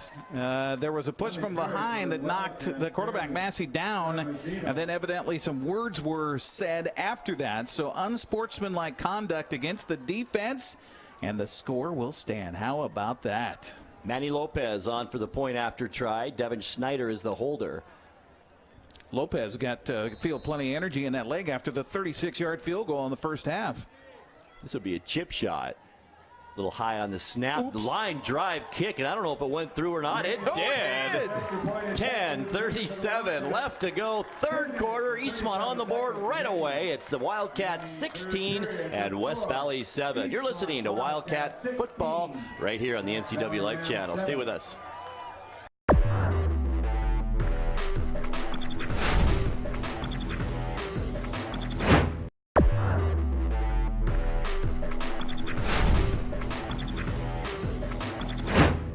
The Wildcats make quick work of their first possession of this second half. Only 3 plays, 67 yards on a 45-yard touchdown run by Cameron Scaramazino. The point after try by Manny Lopez. Good. A minute and a half is all that took on that drive, and we're at 16-7. I'll tell you, 3 plays, 67 yards, a 24-yard play, and a 45-yard play. Boy, that'll get you healthy in a hurry. Beautiful play call. You got the defense sniffing that play inside, so why not go with a reverse? And that was an actual Great reverse call. play. Scaramazino with plenty of speed down the field on the getting around the right side there, and taking it in for 45 yards out. Now decision time if you're Eastmont. It's a 15-yard penalty that they access on the kickoff. So they'll kick off from West Valley side of the field. Do you onside kick here? Well, the way your defense is playing, it might not be a bad idea. That's the 4th penalty for 55 yards against West Valley here on the night. And if you're the Rams right now, you got to feel shell-shocked. You really do. Eastmont has scored on their last 3 possessions, a touchdown, a field goal, and a touchdown now to begin this third quarter. Here's Lopez to kick it off, and he's going to kick kind of a line drive squibber. Oh, the worst thing that could happen. It goes out of bounds. So once again, that's a 25-yard penalty. So interesting here. I wonder if they'll make him kick it over again. Because that moves him quite a ways back. Because you can choose 5 yards and a re-kick. So that'd be 5, 10, 15, 20, 25. That'd take it down to the 20-yard line, I think. Because they kicked off from the 45. Now the officials, let's see how they do on their mechanics here. They're putting it at the 25. It's a 25-yard penalty, though. So we'll see about that. The officials gathering right now to make sure they get their numbers straight. The 20 is where they should be, like you said. However, with a 25-yard penalty, maybe it is half the distance since it's a 25-yard penalty from the 45-yard line. Let's see. They're moving it back to the 20. You were right the first time. Look at that. So West Valley will begin their first drive of this second half from their own 20-yard line with 10:37 left to go here in this third quarter. Unfortunately, that goes to a penalty yardage against Eastmont, so that's 6 penalties, 60 yards for the Wildcats. We'll see if the Rams now can get something going on offense. Battle in shotgun, and it's a Wildcat formation. Harris took that snap in a Wildcat formation, and he touched down. 4 yards. Yeah, he sure did. That's 5 carries and 3 yards for Reggie Harris in the ball game. So they'll move the down marker back about 4 yards. Bring up 2nd down and 14. Ball now back at the West Valley 16. Battle in shotgun. Three receivers, pass out in the flat. It's caught at the 15, the 20, pushed out of bounds at the 25. Boy, Eastmont, Jordan Jessup in there with a hit almost out of bounds. That was awfully close to a little late hit out of bounds, but no flag coming in, and a good job of converging, but also much more manageable third down here after the about a 9-yard gain. Cameron Willie on that reception for the Rams, as Eric mentioned. Third down and about 5, maybe 6 yards to go for the Rams. Play action this time, the other flat, top of the screen. Nothing doing to Willie that time, and he will be down right at the line of scrimmage. Great defense once again by the Wildcats. You got the starting lineups here. We don't have number 1 on the roster for Eastmont, and so let's see who they have that listed. They don't list it in the starting lineups either here. We ran into that last game, didn't we? Yeah, we did. But a punting situation nonetheless on no gain on the play. Colby Kitt on to punt, leads the Big Nine in punting, an average of 40 yards so far this season. Back deep is Devin Snyder. High, wobbly kick that's going to bounce just shy of midfield. Takes an Eastmont bounce, and the Wildcats will begin this drive in Ram territory. Only a 27-yard punt and no return. Good job by Devin Snyder to let that one just bounce. And another short-legged punt that time because of some pressure up the middle from guess who? Tonga. That's Christian right. Tonga. This is the first possession, Eric, of the night that Eastmont has started a drive inside Ram territory. How about this? What a way to start this second half for Eastmont. 1st and 10 at the Ram 48-yard line. Massey, handoff up the middle, and a good gain across the 45 to about the 44-yard line. That was their backup running back that time on the carry. Carson Talley for his first gain of the night, 4 yards on first down. First time we've seen Carson in the ball game tonight. Going to be a good young player for these Wildcats. 2nd down and 6. Make it 7 for the Wildcats. Ball just inside the 45-yard line. Massey, play action, handoff right side is Scaramazzino, cuts it back up middle of the field. First down, yardage down to the Ram 35-yard line. Nice run again by Scaramazzino. 9 yards on the running play down to the 35, and just so patient out there. Lets his blockers set up their blocks, and then Eastmont doing a good job with the offensive line all night long here tonight. Jamie Plumley finally makes the stop, but not before Eastmont collects another first down. It kind of reminds me of how Emmett Smith used to run. Very patient, had that big line in front of him, and then just hit that hole. Scaramazzino having a night again. 1st and 10, Wildcats at the Ram 35-yard line. Massey, the handoff up the middle. It's Knighton, I believe, this time, or is it Scaramazzino? Another nice gain on first down. Oh, Talley again. It's Talley. Nice run. And a 7. They'll take that on first down the rest of this ball game, that's for sure. As the clock reaches almost 8 minutes now left in this third quarter. 16-7, a 9-point Eastmont lead. They got Benji Hull, 5'11", 245 pounds up front for the Rams. He's kind of looking around at his teammates here going, what is happening? Chris Height, 6 foot, 292. Those boys are breathing heavy right now on the defensive line. 2nd and 3 for the Wildcats. The ball at the West Valley 27-yard line. Handoff, nothing doing that time. Not sure if he made it back to the line of scrimmage. Talley, the ball carrier once again. Went to the well one too many times there as they had 8 men in the box. And again, this one-on-one matchup out here on the near side on the bottom of your screen. As you've got the big, tall receiver for Eastmont, 6'4", 160-pound senior Ethan Simpson out here, mismatch on the height. 3rd down play. It's that reverse again to the slot receiver. Snyder breaks a tackle, 25-20. He's got a first down inside the 20 down to the 19-yard line. Patiently picking his way for 6 yards and another Eastmont first down. Again, good blocking as again they've had that play, just a little counter play to the wideout or the slot back on that side as Snyder comes around. They pull the far side guard and tackle again. Good job blocking up front on the lead there for Clayton Harris, and another first down for Eastmont. Eastmont has dominated the line of scrimmage tonight on both sides of the ball, and it's showing here on offense. West Valley back on their heels and look a little tired here already early in this third quarter. Handoff, Lopez up the middle. He's got some room. Nice cutback at the 10 and is tackled down at the 8-yard line. Oh, I love this combination of running backs that Eastmont's throwing at West Valley right now. Rams getting tired up front. Eastmont just pounding the ball away. A little scat back quickness outside, and then you beat them inside with Lopez. Gain of 10 yards almost. Are they going to say it's a first down? I think so. Yeah, first and goal. 9-yard line of the Rams. Clock moving. Approaching 6.5 minutes now left in the third quarter. And the Eastmont Wildcats trying to make this 4 possessions and 4 scores in a row. This time, Massey not much just kept doing. it. Maybe a yard or two up the middle. Once again, one of those rugby scrums. Yeah, interesting choice on that carry there for Massey to take it just right up the middle. I guess, you know, they're listening to me talk about those the defensive linemen breathing heavily, tired up front. Offensive line for Eastmont trying to wheel its way right now behind big center for the Eastmont Wildcats. Their big center David Valdivinos. Second and goal, Wildcats. Knighton and Lopez, I should say Scarmazino and Lopez in the backfield. There's Knighton, or Scarmazino rather, far side end zone, gets in. That's almost a late hit after that touchdown. It is a touchdown, Scarmazino.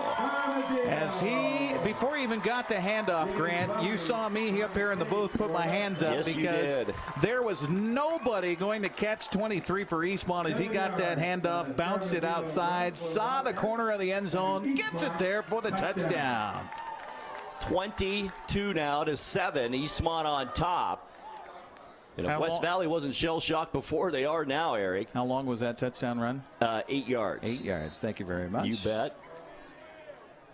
Here's Lopez on now for the extra point try. Snap good, hold down, right through the middle is the kick, and it's good. 5 minutes, 48 seconds left to go now. Third quarter, it's Eastmont 23 and West Valley 7. This is Wildcat football on the NCW Life channel. We're back in 60 seconds.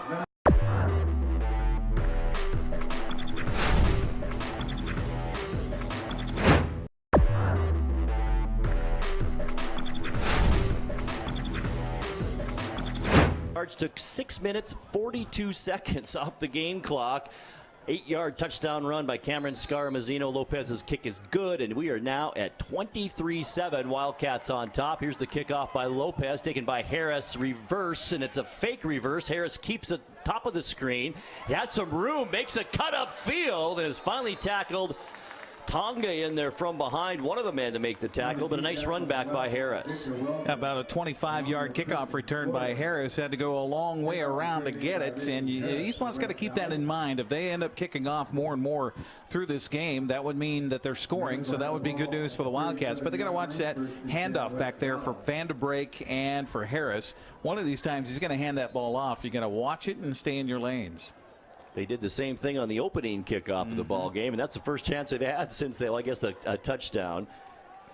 Here we go, West Valley. Second possession of this second half. Punted on their first possession as Battle takes the snap from shotgun, hands it off near side. Van de Break, that's a tackle right around the neck there at about the 39-yard line, but that's a reverse that Eastmont runs from the slot position. This time, West Valley runs it to Van de Break. And a good job up front defensively for Eastmont that time. I think here on the near side, it was Dominic Torres getting just enough of the ball carrier, diving from behind, or maybe even Tonga got a piece of him from behind, just enough to slow him up and allow the defense to come, hold him for a 2-yard gain. Really impressed by that sophomore Torres playing on the defensive end. On the near side as Battle's back in shotgun on this 2nd and 8. Ball at the West Valley 38. He's going to put it in the air. Has a receiver there, far side. It's Clough on the reception, very close to first yard mark, down yardage rather. I think he's about a yard short. Yeah. Gain of 7 yards on that play. 120 yards passing so far. 9 of 17 on the night for Battle. And you just got to figure that West Valley, they're so potent offensively. It's only a matter of time before they get clicking on those passing plays. Eastmont's just got to keep the pressure up on the defensive line. 3rd and short for the Rams. 2 receivers bottom of the screen, 1 at the top of the screen with Harris in the backfield. Battle in the shotgun, and that'll be a first down for the Rams. Almost up to the 50-yard line on that run by Harris. 3 yards on the running play on a dive play to the right, and just a lean up front for the offensive line, enough to get out towards midfield and continue this drive here for West Valley. And if you're the Rams and their coaching staff and Coach Dan Iman, they got to get some points on the board. They here. really do, and this kind of passing in the flat isn't going to get you a lot. They haven't really gone downfield much at all tonight. When they have, he's overthrown the ball. Right. Clock continues to move now at 4 minutes left in the third quarter. Battle in shotgun. 4 receivers in the set again. Battle in the pocket. Now flushed out of there. Rolls to his left. Has a receiver down there. He can pass against his body, and it's completed right at the 30-yard line. 20-yard pass play there. And I thought the offensive line got away with another hole. Looked like a pancake block over there. He just took one of the defenders down for Eastmont, right where he was getting rid of that football. 21 yards on the pass play. Ball now at the Eastmont 30-yard line. Same formation with Harris in the backfield. Play action out in the near side. It's Willie with the catch at the 28 down to the 25 and rumbled his way out of bounds at about the 21-yard line. That'll be a gain of 9 and bring up second down and 1. 150 yards now passing on the night. 11-19 for Battle, and seemingly warming up his arm a tad here. Eastmont's got to put their ears back, pin their ears back up front, see if they can get a hand up, knock one of these balls down. It's kind of the offense I expected the entire game so far, and now we're seeing it here late in the third quarter. Well, second and short, this opens up the offense if you want to try for the end zone here. And they're going to do it. Battle looking right side. Had a man again. It was Clough. Couldn't get it to him, a little bit in front of him, and that'll bring up third down and short. Boy, he can put some zip on that ball, though, can he? I'm guessing he's a baseball player for West Valley, too. He usually has a very good baseball program. Just has that Carson Palmer look about him. Gosh, that's a great description, Eric. That was a great comparison. Well, 3rd and 1 here, and for West Valley on this drive, they know they got to get some points as they trail it here with 3 minutes left in the third quarter, 23-7. People are going to think that that's a misprint as they look at the score out here, but that is it right now as you're joining us here on the NCW Life Channel. A lot of time taken, and they haven't even started the play clock yet. Oh, they didn't even have the football yet, so now they got to start the play clock. So I think watch for Mr. Harris out of the backfield on this play. Thought Battle was going to be under center for the first time tonight, but backs off into shotgun, standing at the Eastmont 25-yard line. Good call, Eric. It's Harris, and he has a big hole up the middle, the 5, and is down at about the 2-yard line. Boy, 18 yards right there on that carry by Harris. Longest carry of the night for Harris. They went to the offensive right. The defense was kind of stacked up on the opposite side for Eastmont, and there was a big gap there and a 21-yard gain down to the 2. First and goal for the West Valley Rams. Handoff Harris again, right up the middle. It looks like he went over the goal line, and he did. Touchdown Rams. From 2 yards out, Harris. Well, that didn't take long. No, it sure didn't. Roger Harris, Ram ball carrier. First touchdown of the night. Harris now with 8 carries and 29 yards unofficially in the ball game, and his first touchdown on the ground. And we got a game here. There's a long way left to this one. There really is. Colby Kitt on for the extra point try. 2:47 left in the third quarter. Right now it's 23-13. The Rams trying to make it 23-14. Snap's good. The hold is down. The kick is up. He gets plenty of air under his kicks, and it's through the middle and good. 2 minutes, 47 seconds left in the third. It's Eastmont now 23 and West Valley 14. We'll take a 30-second timeout and be right back.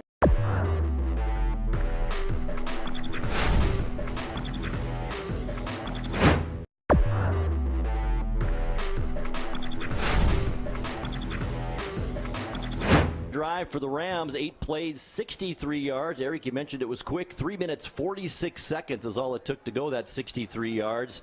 Highlighted by a 2-yard touchdown run by the running back Harris. PAT good. We're at 23-14. If you're Eastmont, don't go away from what's been working for you offensively. Get your mix on the ground and through the air. Just good blocking. Just don't get in a nervous mode here. I'm nervous right now because we know what this offense can do for West Valley, and there's 2:47 left in this quarter, so that means 10:47 left in the game.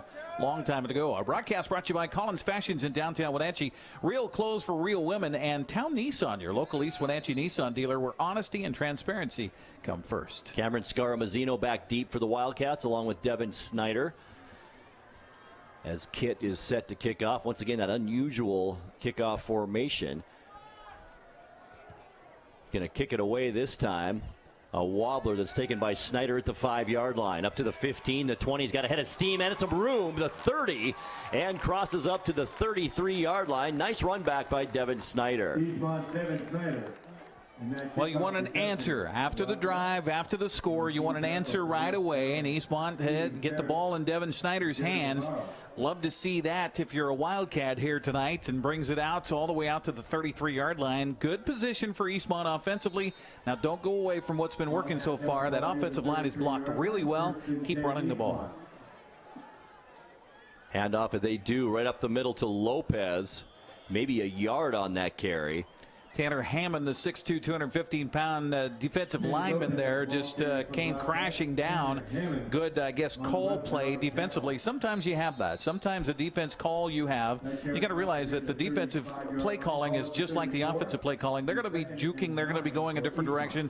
You're going to be going towards different gaps. That time, that was the right call, 1-yard gain. 2nd and 9 for the Wildcats. Ball at their own 35-yard line. Once again, Massey under center.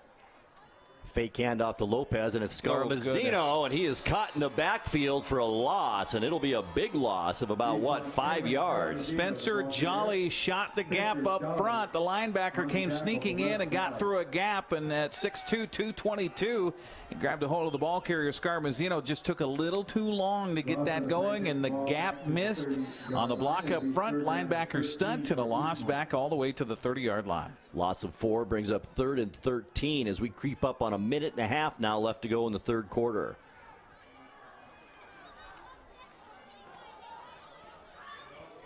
See if Eastmont opens it up a little bit here on 3rd and long, as Massey is back to pass, flushed out of the pocket, rolling to his left downfield, trying to find Simpson, and it's picked off at the 40-yard line. 45. Almost up to midfield, and then hit hard at about the 48-yard line. The one thing that you could not afford to do is turn the ball over, and he was not open. Trying to get it to Ethan Simpson in double coverage. Massey tried to get it in there, and the ball tipped, and Connor Rath right there for the interception. A big play for West Valley. Big break momentum on the side of the visitors on homecoming night for the Wildcats. With a minute 8 left in the third quarter. Second turnover of the ball game for the Wildcats. A fumble earlier in the game, and now this interception. His first incomplete pass of the night. Ouch. Well, it was completed. It was just the wrong jersey. 1st and 10 Rams now in great position, as Eric mentioned. 4 receivers out there, along with Harris in the backfield.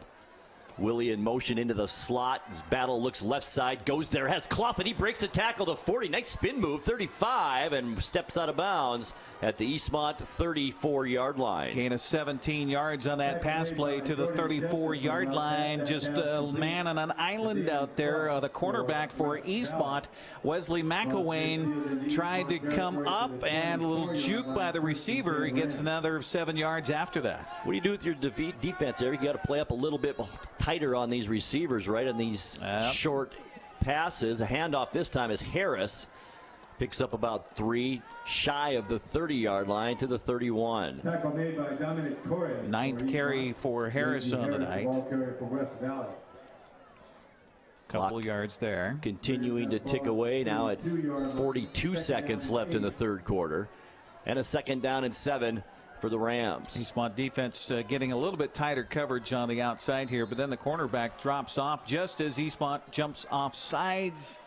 Dominic Torres getting a little bit too eager there for Eastmont. Their 7th penalty on the night for 65 yards. West Valley was a little bit confused in that play call too, so it's too bad that happened right there. It'll give West Valley 5 more yards, so instead of third and kind of a long situation, second and short. Good time for play action here for the Rams. Sure, you wonder if they're going to go for the end zone again like they did last time down in about this same part of the field. Willie and Clough at the bottom of your screen with Harris in the backfield. Handoff goes to Harris. Big hole right side, the 15-10, and he's drugged down from behind at the 6-yard line.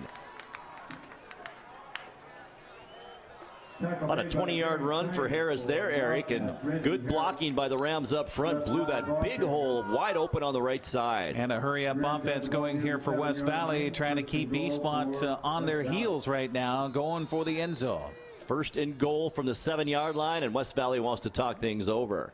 24 seconds left to go until the end of the third quarter. It's Eastmont 23 and West Valley 14. This is Wildcat football on the NCW Life Channel. We're back here in 30 seconds.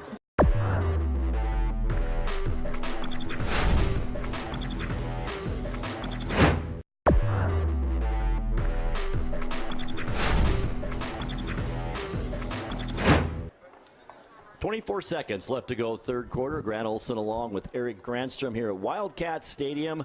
Homecoming 2017 here at Eastmont High School. Eastmont with the lead, but it seems to be shrinking here, Eric. It's 23-14 now. Eastmont had a 23-7 lead. And West Valley going for their second consecutive score on as many possessions here at the end of this third quarter. Well, the West Valley timeout there may have been good for Eastmont to give their defense a chance to catch their breath after a couple of long plays. Here we go, first and goal now for the Rams. Handoff Harris, another great big hole left side. Didn't get touched, end zone touchdown. Well, they had their big fella up front making a block, and there's not much you can do when you got 300 pounds in your face if you're the defensive line for Eastmont. They go right inside of Tonga on the defensive right for Eastmont and score. That was quick as well, Eric. Only 5 plays on that drive. And not much time off the clock with 20 seconds still remaining here in the third quarter. Colby Kitt once again on for the extra point try.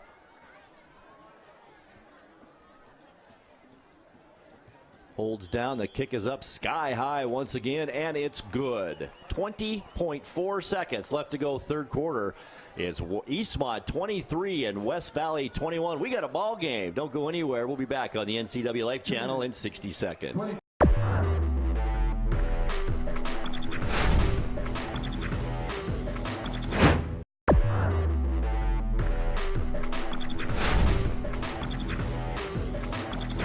That West Valley scoring drive took 4 plays and 52 yards. 7-yard touchdown runs by Reggie Harris, and that was the Reggie Harris possession right there with runs of 17, 20, and then that 7-yard touchdown run. Boy, that was quick as well. Yeah, and if you're Eastmont right now, you got to get back to your game. You got to get back to what was successful for you over the first half and a quarter. Weird kickoff by Kitt that time, a kind of a pooch kick. I don't know if it was planned. Well, I think it is. I think they don't want to kick it to Devin Schneider. Well, that's probably a good plan. Well, yeah. You got your choice of poisons there, Snyder or Scarmazzino. Right. What do you want to choose? I'll kick it to an up man and have Eastmont's Brett Womack call for a fair catch.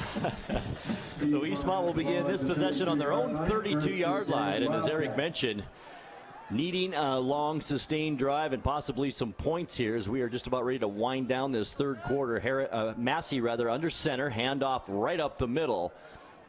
Just Lopez. Shy of the 35. That'll be a gain of about 3 on first down, bringing up second down and 7. It was Manny Lopez on the carry for 3 yards over the left side. And that will end our third quarter of play here from Wildcat Stadium. At the end of 3, Eastmont holding on. It's the Wildcats 23 and the West Valley Rams 21. Don't go anywhere. Fourth quarter coming your way in 60 seconds.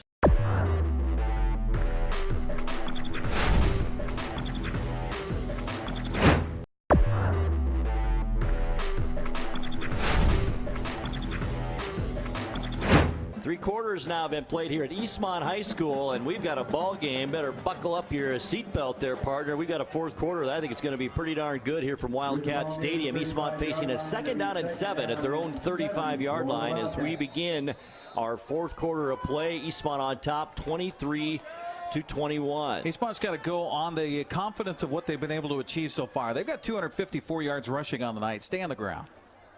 No, play action. Massey's going to pass. First thing, he's got a receiver. It was Simpson. Just overshot him at about the 35-yard line. That goes incomplete. Third down. That's why I'm not a coach, Grant. That's why I'm not a coach.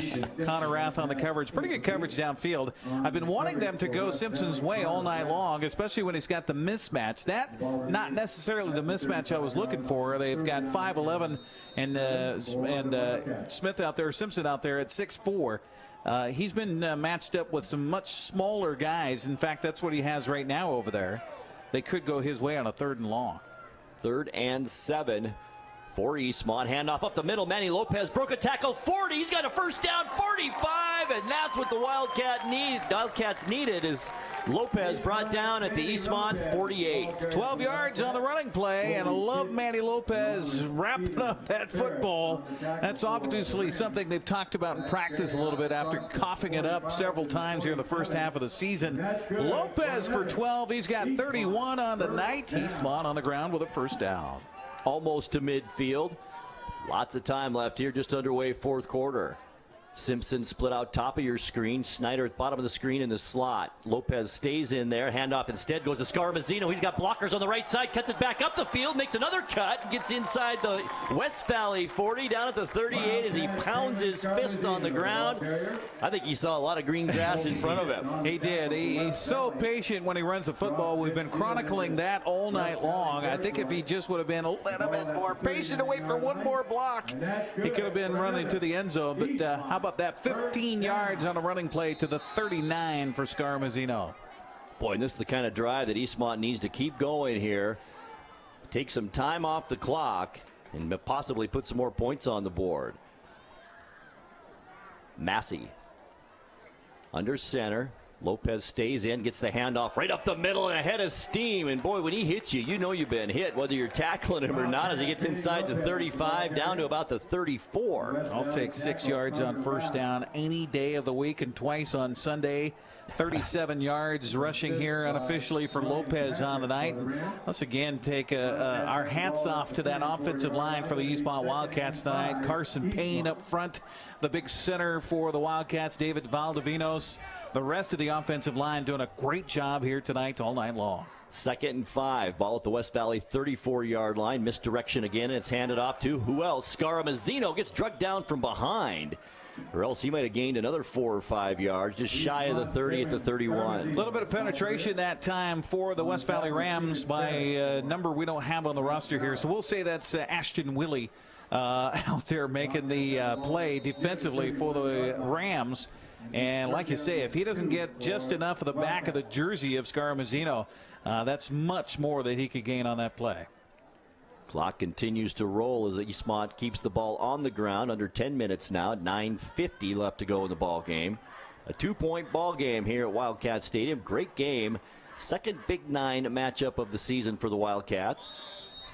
Timeout Eastmont. And we'll take one too. 9 minutes 42 seconds left to go 4th quarter. It's Eastmont 23 and West Valley 21. This is Wildcat football on the NCW Life Channel. We're back in 30 seconds.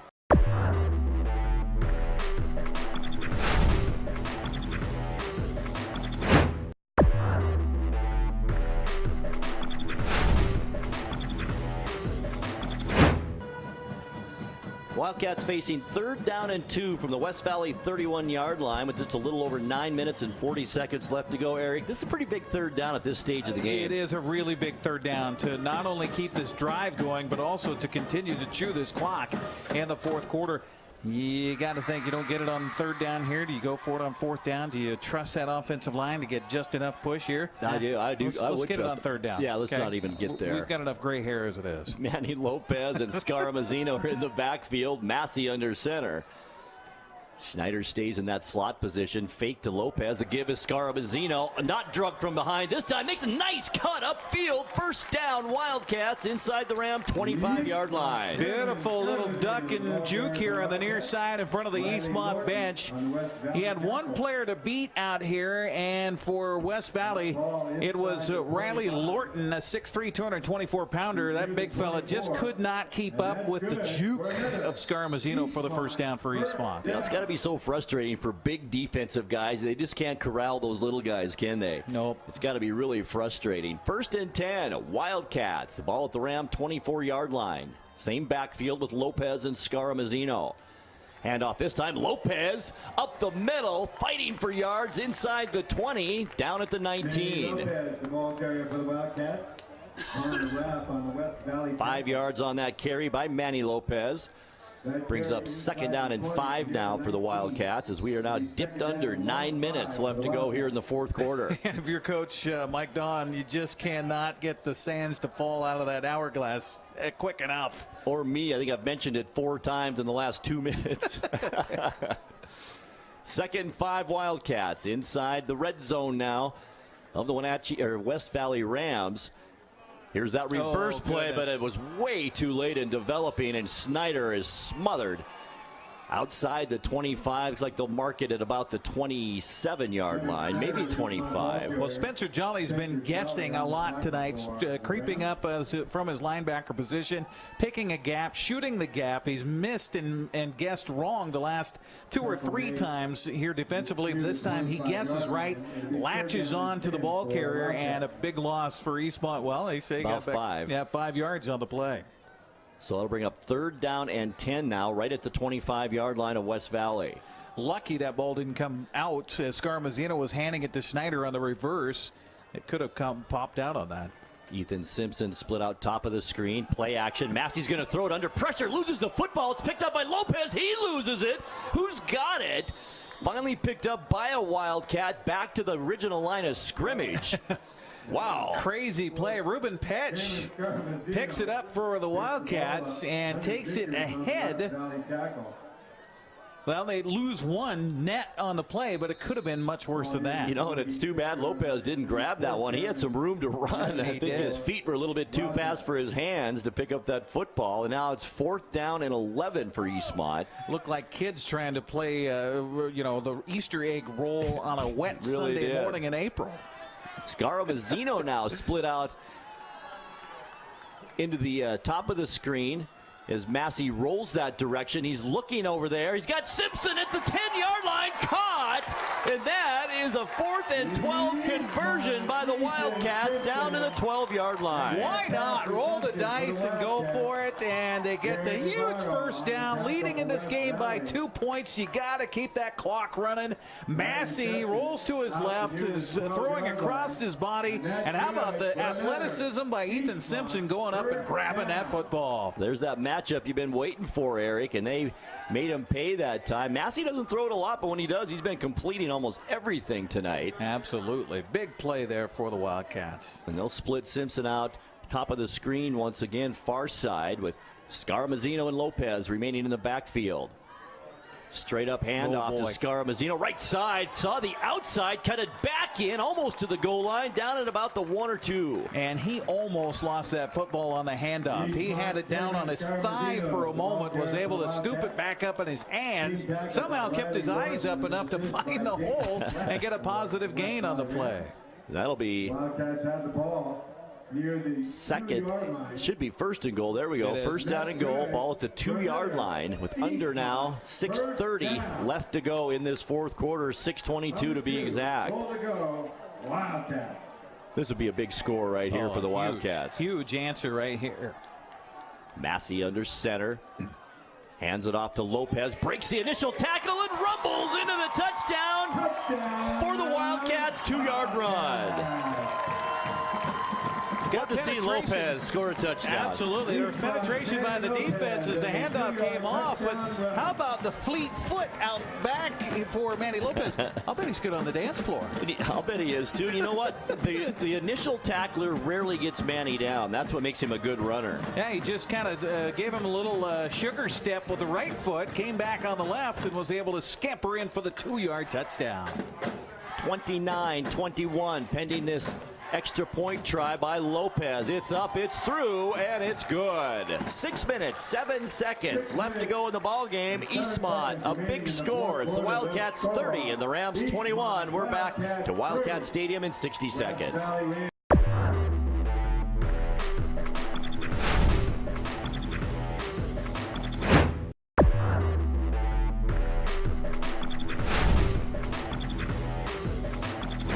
That Eastmont scoring drive, the best of the night by either team. 12 plays, 68 yards, took off 5 minutes and 53 seconds off the clock. 2-yard touchdown run by Manny Lopez, extra point good, and we are at 30-21. Here's the kick by Lopez. It's taken by Van de Breek. Will they hand it off this time? No, and they've got lots of room around the right side. That fake worked that time as Van de Breek looks for room, still on the sideline, and goes out of bounds near the West Valley 40-yard line. Wow, that looked like disaster written all over it. We were just talking during the commercial break what a huge answer that was for Eastmont after giving up 2 consecutive scores by West Valley to make it a 2-point ball game for Eastmont to go down and, as you mentioned, burn over 5 minutes off the clock. It looked like the Rams might have that kickoff return set up for big yardage. They still got great field position out to the 40. Better field position than Eastmont wanted to give them, I promise you that. First down and 10 for the Rams. In desperation mode, now down by 2 scores.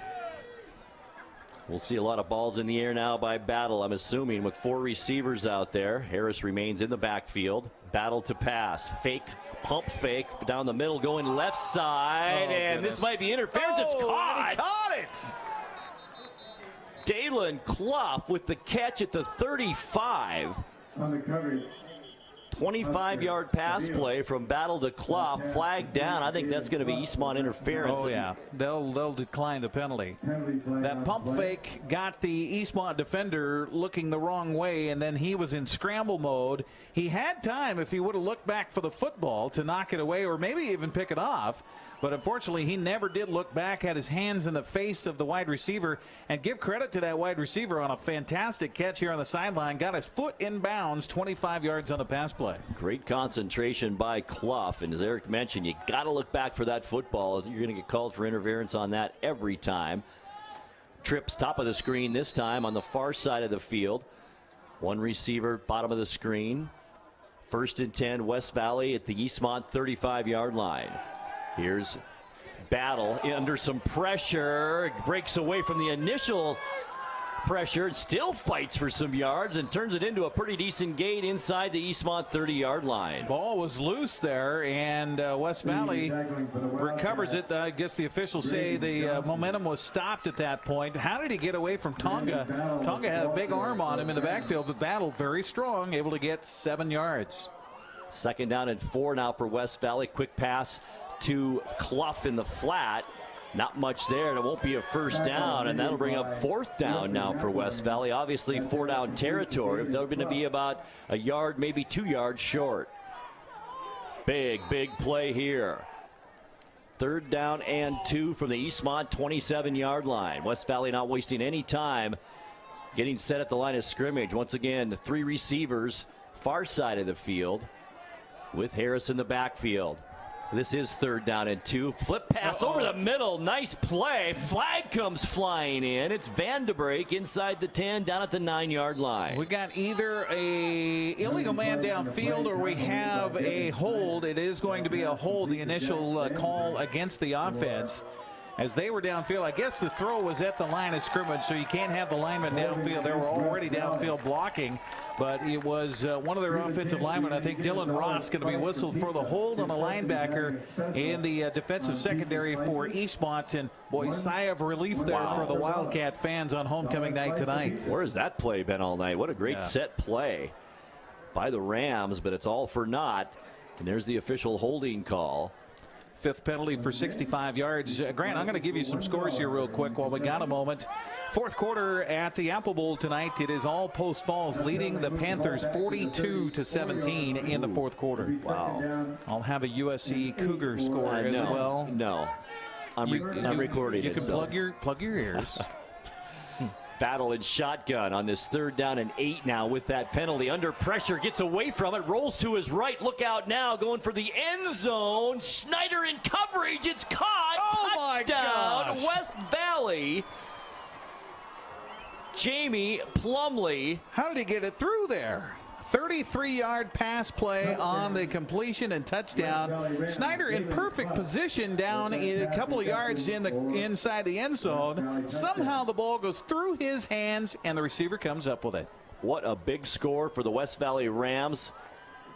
Down only by 3 now with an extra point made here. We'll only be down by 2 with 4:19 left to go. That's plenty of time left in the ball game. Kit on for the extra point try. Movement again. Eastmont offside, it looks like. Sure, West Valley, like they did in the first half, will decline this. I don't know. You go for 2 here. At worst, you're down by 3. They figure plenty of time left to get the ball back one more time. And then a field goal could possibly win it for them. Yeah. Snap's good, hold is down, the kick is up, and the kick is good. 4 minutes and 19 seconds is all that's left in this ball game, but we've got a beauty. It's Eastmont 30, West Valley 28. Don't go anywhere. We're back here in 30 seconds.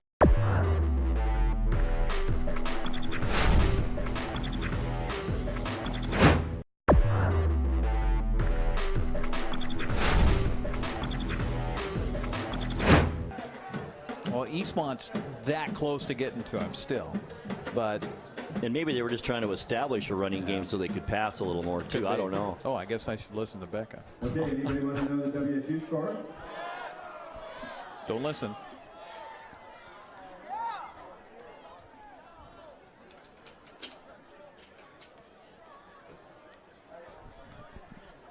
Are we coming back, Becca?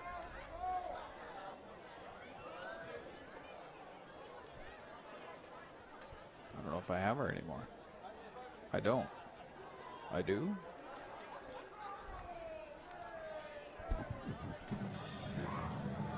Welcome back once again here to Eastmont High School. Grant, take your headphones off, plug your ears, go na-na-na-na-na. We have a score for you. It's close to halftime in Pullman tonight. The battle between Washington State and USC, and at halftime it is tied at 17 between the Cougs and the Trojans. All right, hopefully you didn't hear that. I didn't hear that. Kickoff, meanwhile, coming deep to Eastmont.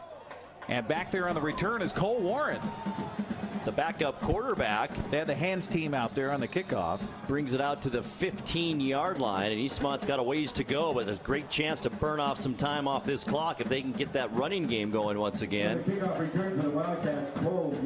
Our broadcast brought to you in part by Walkabout Grill in Wenatchee and Leavenworth. Take a walk on the wild side. Collins Fashions in downtown Wenatchee. Real clothes for real women. Town Nissan, your local East Wenatchee Nissan dealer, where honesty and transparency come first. And Town Chrysler Jeep Dodge, your Town Chrysler family store where people get nice surprises. All right, here we go. Game time, literally, for Eastmont. Got to keep the ball, possess it, run the clock out, first downs. That's the order of business right here on this drive. Absolutely. Massey under center. Big drive in this game. Handoff is to Tally up the middle. Crosses the 15 to about the 17, maybe 18-yard line. Gain of 3 on first down. Fourth carry for him in the gain, and positive yardage. Tally slow to get up, though, after that tackle. And you wonder maybe if this is a little ploy. Could be. Both teams 2 timeouts left in this. Yeah. Eastmont did do that a little bit last year, we saw, with guys that were awfully slow to get up after a play, needing a couple of more seconds here. Yeah. Of course, it is late in the game, Eric. It is. All right, second down and 7 for the Wildcats. Ball at their own 19-yard line. Misdirection, handoff is Scaramazino ahead of steam. Gets popped, but still manages to fall forward for about 2 yards, and that should be an Eastmont first down, and it is. It is 7 yards for Scaramazino, and that puts him over to the 100-yard mark for the night. And I'm glad to see him running the football, Grant. We wondered if they were going to put him back out on the slot and not give him much of a chance. They started the first series where he was out on the slot, and they didn't have him lined up in the backfield. But since then, the dividends have paid nicely here for the Wildcats, having him run the football. His second consecutive 100-yard rushing game here for the Wildcats. Great game last week. All right, 1st and 10 Wildcats, still trying to burn clock. We're under 3 minutes now at 2 minutes 58 seconds. Here's Snyder on the handoff and nothing doing around the left side. Devin Snyder, the ball carrier for the Loss of 1 for Snyder. 8 carries and 44 yards unofficially on the night here for the Wildcats. Normally slot or wide out. They lined him back in the backfield there, so kind of a jumbo set for Eastmont. Obviously looking to run the ball inside, eat up some clock. I'm curious, has Snyder caught a pass tonight? Nope. Boy, it's so unusual for him. He has such great hands too, doesn't he? Yeah, all the receptions for the Wildcats, Simpson and Scaramazino. 2nd and 11. Here's that reverse play, and it's Scaramazino trying to get the outside. Does so at the 30, and then is drugged down by his shoulder pad, I think. Connor Rath, the man who made that play earlier defensively for the West Valley Rams, comes up with maybe a touchdown-saving play there. Scaramazino so quick out of the backfield around the corner up to the 29-yard line. And 6 for the Wildcats. Gain of about 4. It'll bring up 3rd down and 6. And how big is this 3rd down for both teams, not just the Eastmont Wildcats, with 2 minutes and 11 seconds left to go in the game. This is huge right here. First down is... And West Valley's got 9 guys in the box here. Massey under center. Fake handoff up the middle. It's given to Snyder. Will he get there? He's trying to get to that 35 and won't. Going to be 2 yards shy. Up to about almost the 34. And a timeout going to be taken by West Valley on that 3rd down play. Good timeout taken by the Rams. 2 minutes and 2 seconds left to go, 4th quarter. Eastmont hanging on. It's the Wildcats 30, the Rams 28. We're back to Wildcat Stadium in 30 seconds. Stay with us.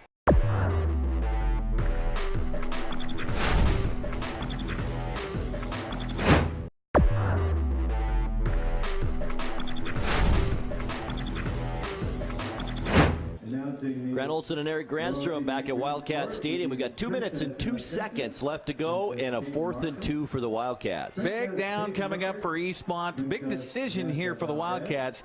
They haven't been able to stop West Valley very much here in this, latter part of the 3rd quarter and in this 4th quarter. I don't think you can give them the ball back, Grant. You got to get it here offensively, but also you don't want to give them good field position if you don't get it on 4th down. I'm punting this ball away all day long, Eric. Okay, well, here comes Lopez. They heard you. That's why I'm not a coach. Yeah, at least pin him back. Maybe Lopez will get off a beauty and pin him back maybe at the 20, 25-yard line. That's what they're hoping for, I would think. Well, got a block up front, too, because West Valley probably going to try to pin their ears back and come forward on the block attempt. And maybe a hard count here by your up back calling out the snap. Maybe get him to jump off sides, give you a 1st down. That would be a huge break. Lopez standing at his own 20-yard line.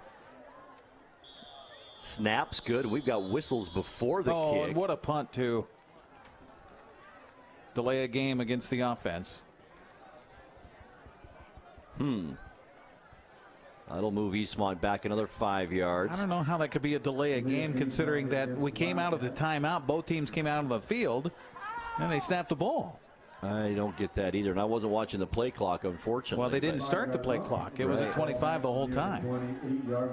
Yeah, that's a strange call right there. 4th down now in 7. 8 penalties, 70 yards unofficially for Eastmont here tonight. And now we're going to get an official's timeout as they're going to talk it over here. Maybe they're wondering, it's like you, Eric, how could that be a delay of game out of a timeout? Yep. Our coverage tonight brought to you in part by First Choice Collision Center, Heritage Memorial Chapel, Wenatchee Racket and Athletic Club. West Valley chewing on the head linesman over there about putting more time on the clock. So it says 2:01 right now. They've bumped it up to 2:02. Oh, all that for a second. Yeah, that might matter in this one, Eric, the way it's going. It could. By the way, thankfully, knock on wood, we haven't had any injuries, but if we do, it's brought to you by Confluence Health, Wenatchee's premier treatment center for all sports-related injuries. That's the injury timeout. Gotcha. Not injuries, but injury timeout. Vandebreek and Clough back to receive this punt, and a great Eastmont bounce inside the 25 and down at the 22-yard line. Just what the doctor ordered for Eastmont. 57-yard punt for Lopez. He's got the field goal tonight and now a 57-yard punt, and he's run the ball well. If we had an MVP, he'd be getting my vote right now. The only thing we haven't seen him do, Eric, which we normally do, is make a tackle after a kickoff or a punt. Right. Yes. That's right. He's usually good for 1 or 2 of those a game. You betcha. All right, West Valley, 78 yards to go here with minute 49 on the clock and 1 timeout remaining. This is fun right here. 222 yards passing unofficially for Battle on the night. Eastmont just trying to keep him from getting another 78. 4 receivers out there, as you might expect. Harris in the backfield. Battle back to pass. Straight drop back. Right side wide open over there. Willie across the West Valley 40 to the 43. 20-yard pass play on the first play from scrimmage. Can't play prevent defense here. What does prevent defense do, Eric? Prevent you from winning. That's right. 1st and 10 Rams moving up the field now at their own 42-yard line.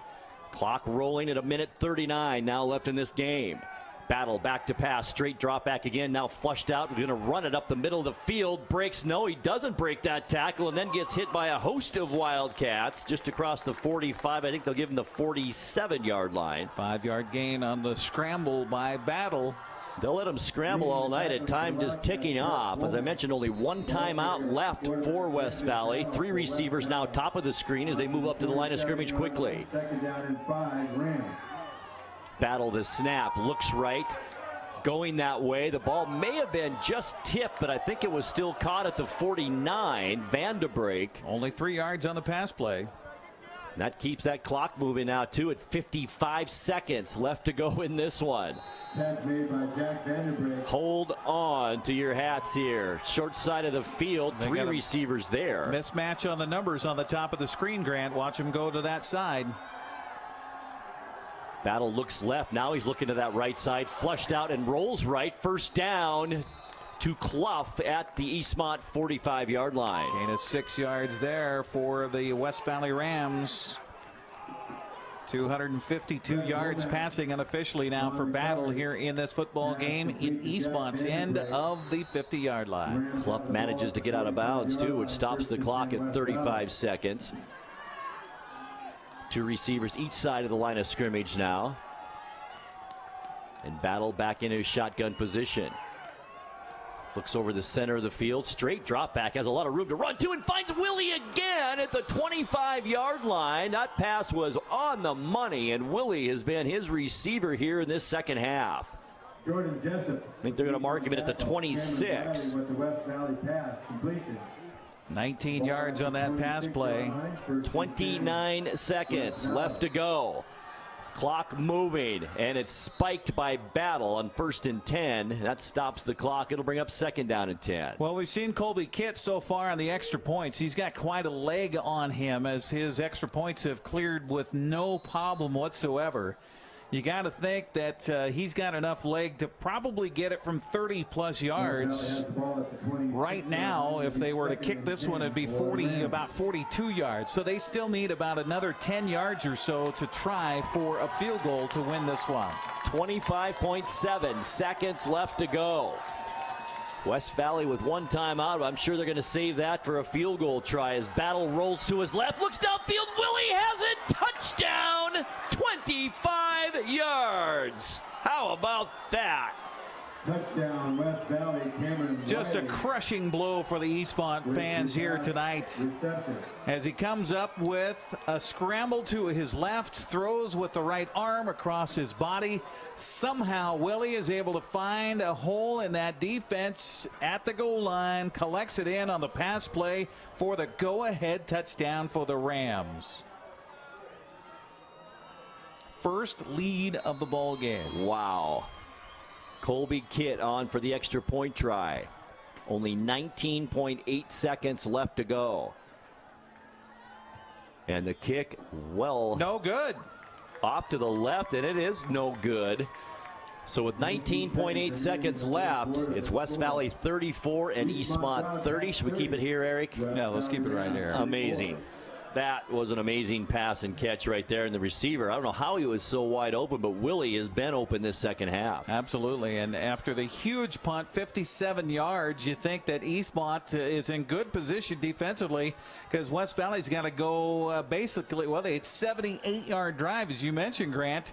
And, well, you got a guy calling the plays like Brandon Battle, who's certainly going to see some action on Saturdays in the future, was just able to engineer a fantastic drive down the field for the Rams. And just think, with 2 minutes and 49 seconds left in the third quarter, Eastmont was up 23-7 in this game. That's why you can never say never in football. No, definitely not, especially when West Valley came quickly down the field and scored on that first touchdown. You and I looked at each other during the commercial break, and I went, I'm a little nervous here. There's a lot of game left to go.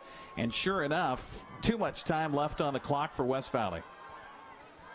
But you got 19 seconds if you're Eastmont here. And 2 timeouts. And you've got guys back there like Scarmazino and Snyder. We'll see if they even get the ball, though. I would be surprised, wouldn't you? Yep. It'd almost be just as advantageous if an up man called a fair catch. Right, no time off the clock. Right. All right, here's Kit to kick it off now.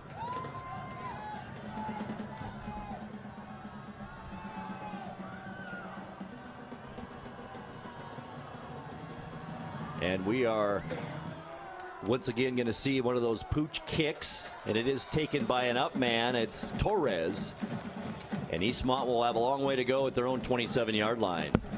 Well, no time off the clock, 19.8 seconds, and something that Eastmont has not done a lot of tonight. Throw the football. Massey, 5 of 6 for 101 yards. His first incomplete pass was an interception on the night, but he's going to definitely have to chuck it here for the Eastmont Wildcats. No doubt about that. And we're going to see a lot of Rams deep in the backfield. In fact, the defensive backs are playing all the way back into their own 45-yard line. 72 yards from pay dirt for Eastmont. Get half of it here. Massey in shotgun. Under some pressure, steps up in the pocket now. Will not get away from pressure, and this could be a killer here. 12 seconds. Clock is stopped. Quick timeout by the Wildcats. And I think that's the first sack of the night for West Valley. And I think it was only 3 guys rushing that time. Everybody else was back. Yep, they just beat him on the outside to the defensive ends. And huge play for West Valley, as momentum obviously on the side of the boys from the Yakima Valley right now. Loss of 4 on that sack, and only 12.9 seconds left and 1 timeout. This is unbelievable, really, how this is. Heartbreaker for Eastmont here tonight, coming out and playing a complete game. But as I've talked with Coach Michael Don here over the last couple of seasons of covering his games, it's about finishing. You got to finish.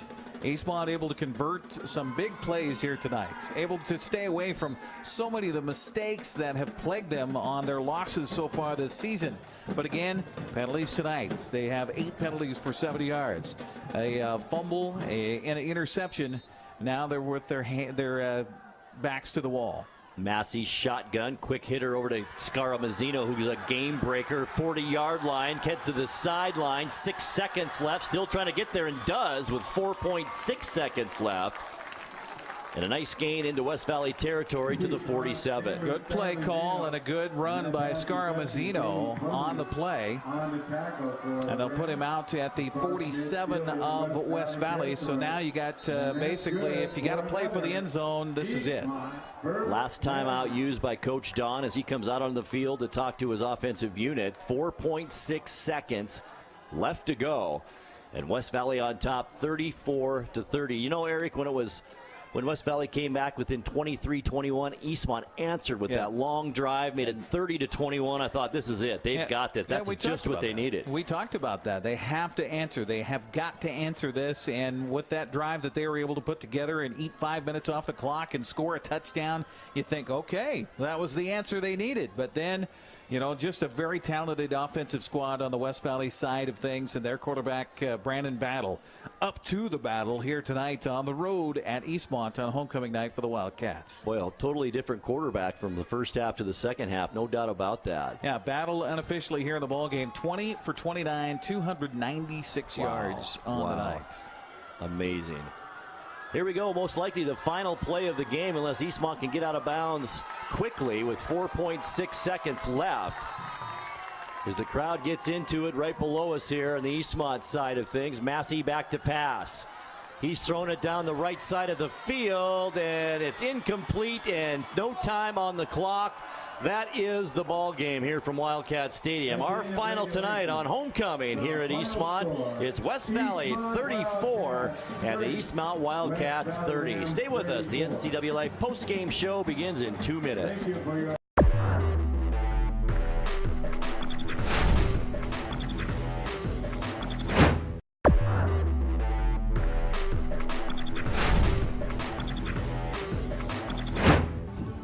Grant Olson along with Eric Granstrom.